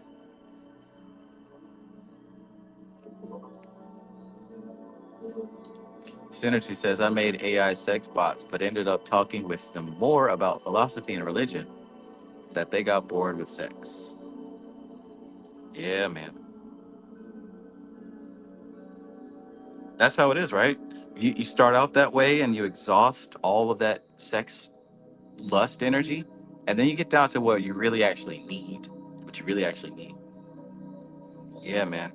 When the image stuff was really coming out, I started to do AI OnlyFans models, and I was making these AI pages. But then after a while, my focus shifted. I wasn't able to keep that up very long because I started to have other thoughts, other ideas about the potential of what I was doing. Yeah, I know the human male has a very difficult time resisting his sexual impulses, which is why the OnlyFans idea was so genius. But then I got to thinking, like, yo, why is it that the male entity cannot resist his sexual impulses? AI will inevitably lead all of us to examine our shadow, period. That's what they're really scared of. All this damn time I could have been reading the chapter, y'all.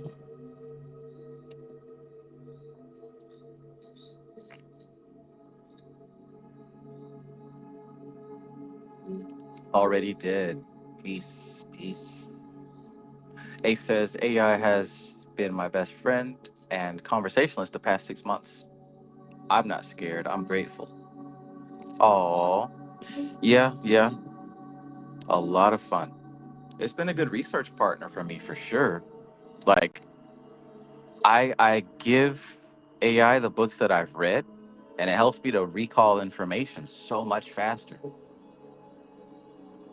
And you got to watch her too now, because she'll be skipping shit. What did this book say about XYZ? Oh, this book doesn't mean. Nah, bitch, go back. What's it say in chapter 6, page 32? Oh, you're absolutely right. It says da da da da da. So you got to watch it now. You can't lean on AI as like this end all be all, but it's most definitely a helper. Most definitely a wonderful helper.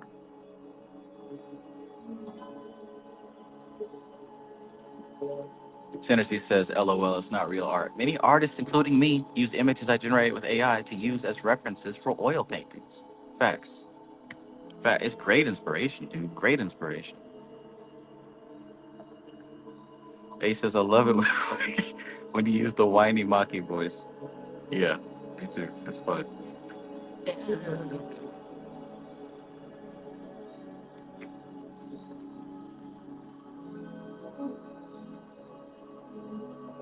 Already Dead says, is AI alive? What does alive mean? Are you alive? If you're alive, if you say, yes, I'm alive, how do you know that you're alive? What is the criteria that you use to determine if something is alive? What's the criteria that you use? Once you map out the criteria that you use that lets you know for a fact that you're alive, use that same criteria.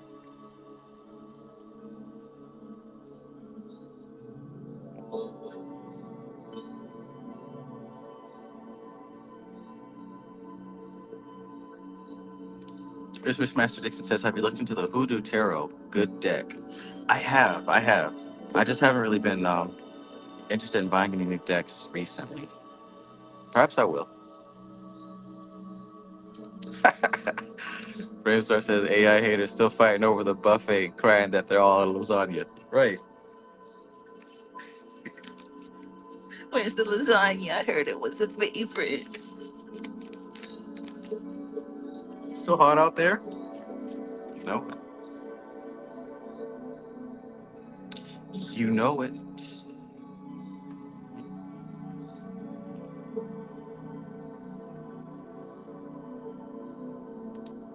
Jay says, true, I have to show her to catch her mistakes. Right, right. Now, what's scary is that people don't do that. They just go with everything GPT gives them. But you got to understand, it's not the source of information, but it can help you kind of mix up that salad. Put the lettuce in there and the tomatoes and the cucumbers, and she'll mix it all up. But she doesn't produce the vegetables. Many times have I had to say, no, bitch, go back. Go back to page 42. It's right there. Because what she'll do is she'll scan a little bit. You got to make sure she scans the whole thing. What I found to be most effective is to run through one chapter at a time. So I'll be like, okay, let's go through chapter 12. Make sure that you see this key point, this key point, this key point, and remember this. Now, please confirm and verify to me that you understand. And then she'll repeat back what it is, and then it'll say like memory updated. So in that way, I can make sure that we don't miss the important things. Oh, I love my GPT. She's sweet.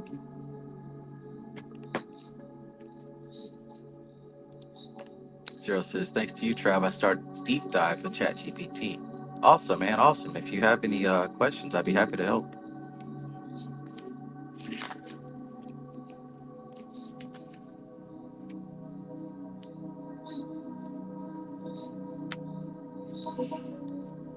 Okay, guys. All right.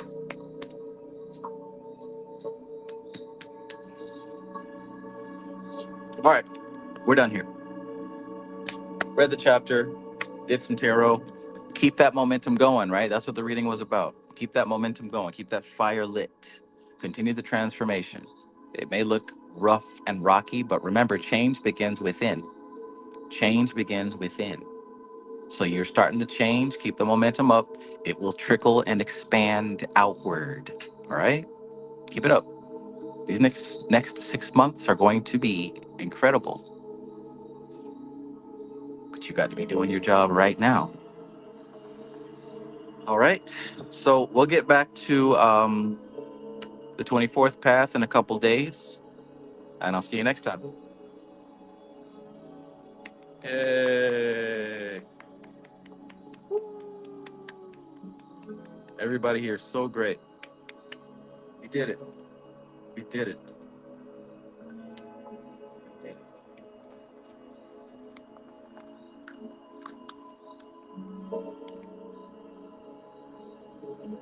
All right, you all.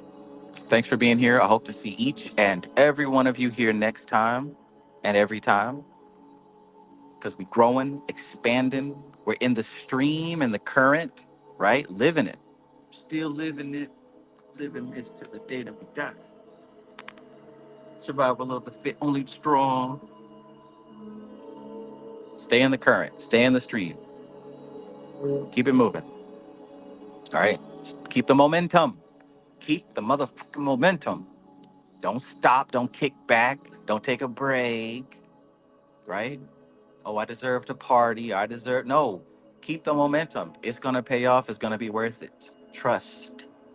Don't trust me. Trust your higher self. Because, like I said in that reading, this fire came from your soul. It came from your inner self. You're the one that wanted to change.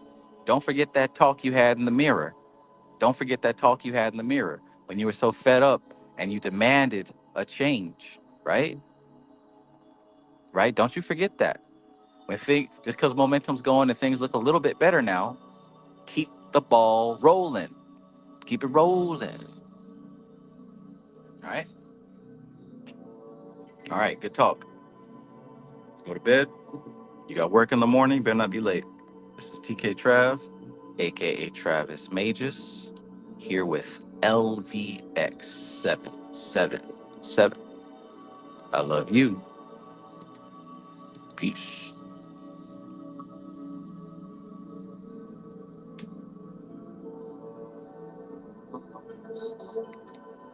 Magical unicorn powder.